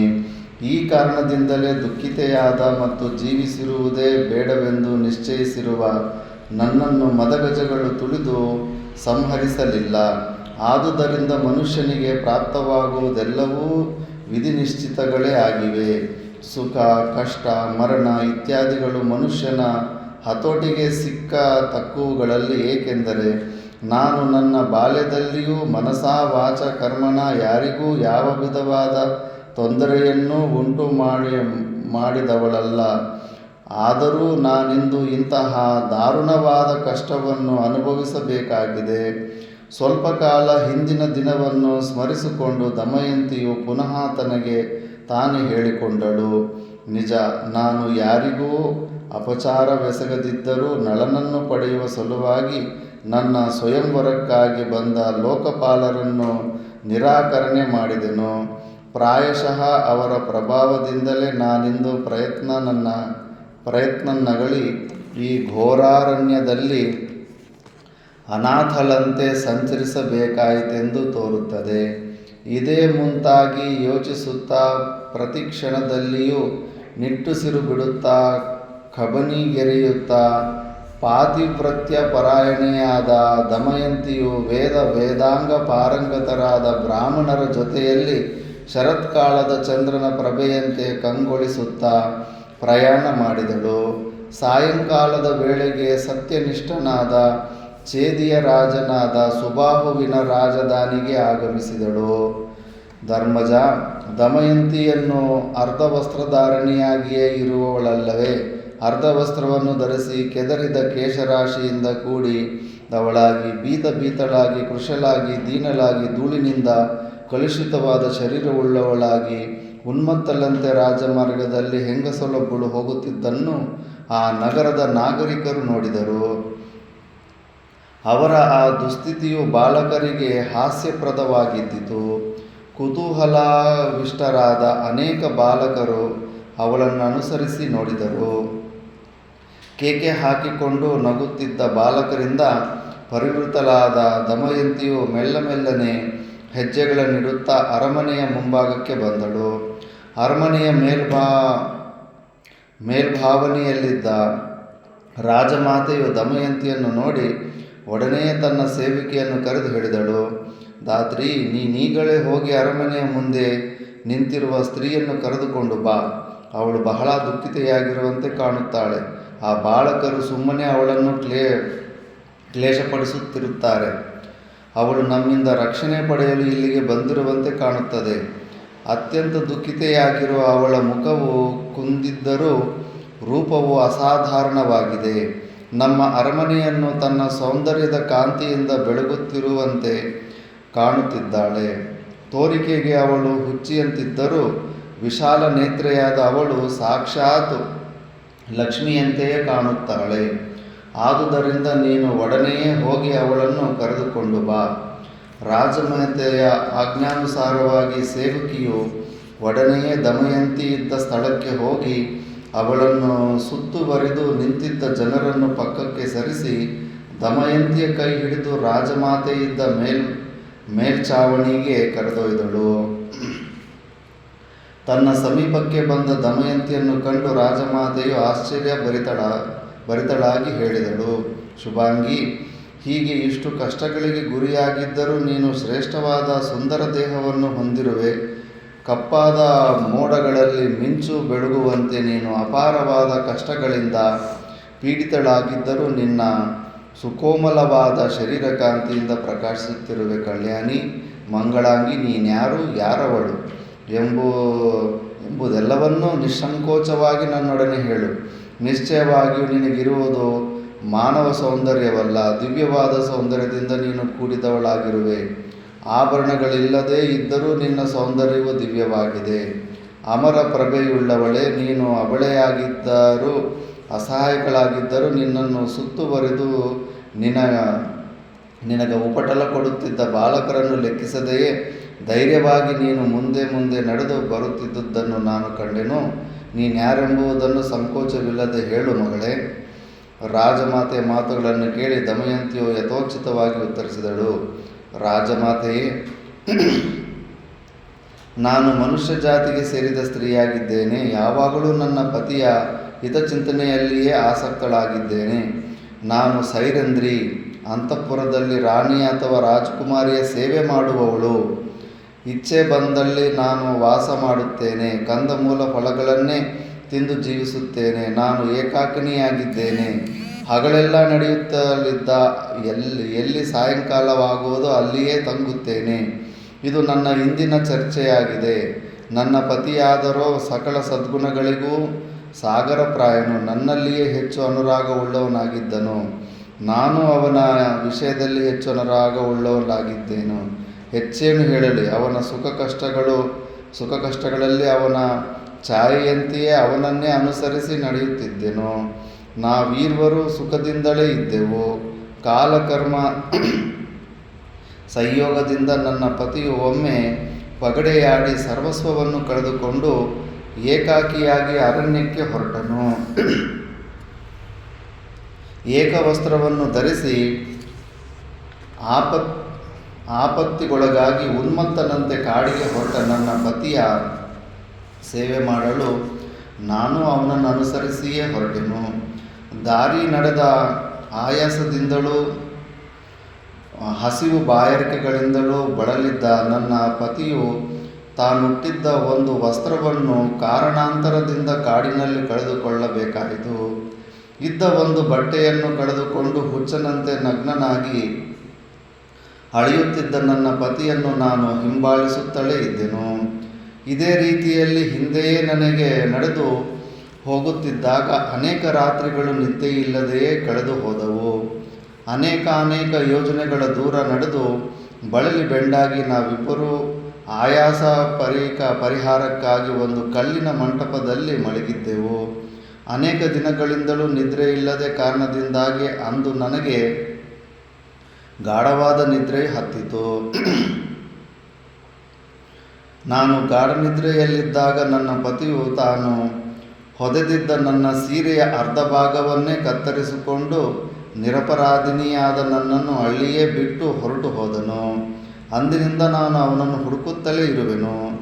ದಮಯಂತಿಯ ಕಣ್ಣುಗಳಲ್ಲಿ ಧಾರಾವಾಹಿಕವಾಗಿ ಕಬನಿಯು ಹರಿಯುತ್ತಿದ್ದಿತು. ಗಂಡನನ್ನು ನೆನೆದು ಉನ್ಮತ್ತೆಯಾದಳು. ಬಿಕ್ಕಿ ಬಿಕ್ಕಿ ಅಳುತ್ತಾ ಹೇಳಿದಳು, ಅಯ್ಯೋ, ಕಮಲದ ಒಳಭಾಗದಂತೆ ಕಾಂತಿಯುಳ್ಳ ನನ್ನ ಪತಿಯ ವಿರಹ ವೇದನೆಯು ನನ್ನ ಹೃದಯವನ್ನು ದಹಿಸುತ್ತಿದೆ. ನನಗೆ ಹೃದಯಾನಂದವನ್ನುಂಟು ಮಾಡುವ ದೇವತೆಗಳಿಗೆ ಸಮಾನನಾದ ಪ್ರಿಯನಾದ ಪ್ರಾಣೇಶ್ವರನಾದ ಪ್ರಭುವನ್ನು ಕಾಣದೆ ಹಗಲಿನಲ್ಲಿಯೂ ರಾತ್ರಿಯಲ್ಲಿಯೂ ಬಹಳ ಸಂಕಟ ಪಡುತ್ತಿದ್ದೇನೆ ಮಹಾರಾಣಿ. ಹೀಗೆಂದು ಹೇಳಿಕೊಂಡು ಬಿಕ್ಕಿ ಬಿಕ್ಕಿ ಅಳುತ್ತಿದ್ದ ಭೀಮರಾಜ ನಂದಿನಿಯನ್ನು ಸಂತೈಸುತ್ತಾ ರಾಜಮಾತೆ ಹೇಳಿದಳು, ಮಂಗಳಾಂಗಿ, ನೀನು ನನ್ನೊಡನೆ ಈ ಅರಮನೆಯಲ್ಲಿಯೇ ಇರು. ನಿನ್ನ ವಿಷಯದಲ್ಲಿ ನನಗೆ ಅಪಾರವಾದ ಮಮತೆಯುಂಟಾಗಿದೆ. ನನ್ನ ಸೇವಕರು ನಿನ್ನ ಪತಿಯನ್ನು ದೇಶ ವಿದೇಶಗಳಲ್ಲಿ ಹುಡುಕುವರು, ಅಥವಾ ನಿನ್ನ ಪತಿಯು ಅಲ್ಲಲ್ಲಿ ಸುತ್ತಾಡುತ್ತಾ ಕಟ್ಟಕಡೆಗೆ ತಾನಾಗಿಯೇ ಇಲ್ಲಿಗಾದರೂ ಬರಬಹುದು. ಆದುದರಿಂದ ನೀನು ನನ್ನ ಅರಮನೆಯಲ್ಲಿಯೇ ಇದ್ದರೆ ಹಗಲಿರುವ ನಿನ್ನ ಪತಿಯೊಡನೆ ಪುನಃ ಸೇರಿಕೊಳ್ಳುವೆ, ನಿಶ್ಚಿಂತಳಾಗಿರು. ರಾಜಮಾತೆಯ ಮಾತುಗಳನ್ನು ಕೇಳಿ ದಮಯಂತಿಯು ವಿನಯಪೂರ್ವಕವಾಗಿ ಉತ್ತರಿಸಿದಳು, ವೀರಮಾತೆಯೇ, ನೀವು ಹೇಳಿದಂತೆಯೇ ನಾನು ತಮ್ಮ ಆಶ್ರಯದಲ್ಲಿ ಈ ಅರಮನೆಯಲ್ಲಿರಬಹುದು. ಆದರೆ ನನ್ನ ಕೆಲವು ನಿಯಮಗಳಿವೆ. ಯಾವ ನಿಯಮಗಳಿದ್ದರೂ ನಿಸ್ಸಂಕೋಚವಾಗಿ ಹೇಳು ಮಗಳೇ. ರಾಜಮಾತೆ, ನಾನು ಉಚ್ಚಿಷ್ಟಾನ್ನವನ್ನು ತಿನ್ನುವವಳಲ್ಲ, ಯಾರ ಕಾಳುಗಳನ್ನು ತೊಳೆಯುವುದಿಲ್ಲ, ಪಾದಸೇವೆಯನ್ನು ಮಾಡುವುದಿಲ್ಲ, ಯಾವ ಪುರುಷರೊಡನೆಯೂ ಮಾತನಾಡುವುದಿಲ್ಲ. ನನ್ನನ್ನು ಯಾರಾದರೂ ಮೋಹಿಸಿ ನನ್ನ ಪಾಣಿಗ್ರಹಣ ಮಾಡಿಕೊಳ್ಳಲು ಇಚ್ಛಿಸಿದರೆ ಅಂಥವರನ್ನು ನೀನು ಒಡನೆಯೇ ಶಿಕ್ಷಿಸಬೇಕು. ನನ್ನನ್ನು ಪುನಃ ಪುನಃ ಮದುವೆಯಾಗುವಂತೆ ಬಲಾತ್ಕಾರಿಸುವವನಿಗೆ ನೀನು ಮರಣ ಶಿಕ್ಷೆಯನ್ನು ವಿಧಿಸಬೇಕಾಗುವುದು. ಇವೇ ನನ್ನ ನಿಬಂಧನೆಗಳು. ನನ್ನ ಪತಿಯನ್ನು ಕಂಡುಹಿಡಿಯಲು ಹೋಗುವ ಬ್ರಾಹ್ಮಣರನ್ನು ಮಾತ್ರ ನಾನು ಸಂದರ್ಶಿಸುತ್ತೇನೆ. ಇವಿಷ್ಟನ್ನು ನೀನು ನಡೆಸಿಕೊಡುವೆಯಾದರೆ ನಾನು ನಿನ್ನ ಆಶ್ರಯದಲ್ಲಿ ಉಳಿಯುವೆನು, ಇದರಲ್ಲಿ ಸಂಶಯವಿಲ್ಲ. ಹಾಗಿಲ್ಲದಿದ್ದರೆ ನನ್ನ ಮನಸ್ಸು ನಿನ್ನ ಆಶ್ರಯದಲ್ಲಿರಲು ಇಷ್ಟಪಡಲಾರದು. ದಮಯಂತಿಯ ಮಾತುಗಳನ್ನು ಕೇಳಿ ನಸುನಗುತ್ತಾ ರಾಜಮಾತೆ ಹೇಳಿದಳು, ಮಗಳೇ, ನಿನ್ನ ಅಪೇಕ್ಷೆಯಂತೆ ಎಲ್ಲವನ್ನೂ ಮಾಡುತ್ತೇನೆ. ಇಲ್ಲಿ ನೀನಿರಬಹುದಾಗಿದೆ. ನೀನು ಇಂತಹ ನಿಯಮಗಳನ್ನು ಮಾಡಿಕೊಂಡಿರುವುದು ನಿನ್ನ ಶ್ರೇಯಸ್ಸಿಗಾಗಿ ಎಂಬುದನ್ನು ನಾನು ಮನಗಂಡಿದ್ದೇನೆ. ಬೃಹದಶ್ವರು ಮುಂದುವರೆದು ಹೇಳುತ್ತಾರೆ, ಧರ್ಮಜ, ರಾಜಮಾತೆಯು ದಮಯಂತಿಯನ್ನು ಸಮಾಧಾನಪಡಿಸಿ ತನ್ನ ಮಗಳಾದ ಸುನಂದೆಯನ್ನು ಕರೆಯಿಸಿ ಅವಳೊಡನೆ ಹೇಳಿದಳು, ಮಗಳೇ, ದೇವರೂಪಿಗಳಾಗಿರುವ ಇವಳನ್ನು ನೀನು ಸೈರೇಂದ್ರಿಯನ್ನಾಗಿ ಅಂಗೀಕರಿಸು. ನಿನ್ನ ಸಮಾನ ವಯಸ್ಕಳಾಗಿರುವ ಇವಳನ್ನು ನಿನ್ನ ಗೆಳತಿಯನ್ನಾಗಿ ಭಾವಿಸು. ಯಾವ ವಿಧವಾದ ಸಂಕೋಚವೂ ಇಲ್ಲದೆ ನೀನು ಇವಳೊಡನೆ ಆಟ ಪಾಠಗಳನ್ನಾಡಿಕೊಂಡು ಸಂತೋಷದಿಂದಿರು. ತಾಯಿ ಮಾತುಗಳನ್ನು ಕೇಳಿ ಸುನಂದೆಗೆ ಬಹಳ ಆನಂದವಾಯಿತು. ಒಡನೆಯೇ ತಾಯಿಯೊಡನೆ ಹಾಗೆಯೇ ಆಗಲಮ್ಮ ಎಂದು ಹೇಳಿ ಪ್ರೇಮ ಪುರಸ್ಸರವಾಗಿ ದಮಯಂತಿಯ ಕೈ ಹಿಡಿದುಕೊಂಡು ಇತರ ಗೆಳತಿಯರೊಡನೆ ದಮಯಂತಿಯನ್ನು ತನ್ನ ಅಂತಃಪುರಕ್ಕೆ ಕರೆದೊಯ್ದಳು. ದಮಯಂತಿಯನ್ನು ಎಲ್ಲರೂ ಬಹಳ ಮರ್ಯಾದೆಯಿಂದಲೇ ಕಾಣುತ್ತಿದ್ದರು. ಇದರಿಂದಾಗಿ ದಮಯಂತಿಗೂ ಬಹಳ ಸಂತೋಷವಾಗಿ ಯಾವ ವಿಧವಾದ ತೊಂದರೆಯೂ ಇಲ್ಲದೆ ತನ್ನ ನಿಯಮಾನುಸಾರವಾಗಿ ನಡೆಯುತ್ತಾ ಪತಿಯನ್ನೇ ಮನದಲ್ಲಿ ಚಿಂತಿಸುತ್ತಾ ಕಾಲ ಕಳೆಯುತ್ತಿದ್ದಳು. ಇನ್ನು ಮತ್ತೆ ಮಿಕ್ಕಿದ ಸ್ಟೋರಿ ಇದೆ, ಅದು ನೆಕ್ಸ್ಟ್ ಕ್ಲಾಸಲ್ಲಿ ನೋಡೋಣ. ಓಂ ಪೂರ್ಣಮದಃ ಪೂರ್ಣಮಿದಂ ಪೂರ್ಣಾತ್ ಪೂರ್ಣಮುದಚ್ಯತೆ ಪೂರ್ಣಸ್ಯ ಪೂರ್ಣಮಾದಾಯ ಪೂರ್ಣಮೇವಾವಶಿಷ್ಯತೆ. ಓಂ ಶಾಂತಿ ಶಾಂತಿ ಶಾಂತಿ.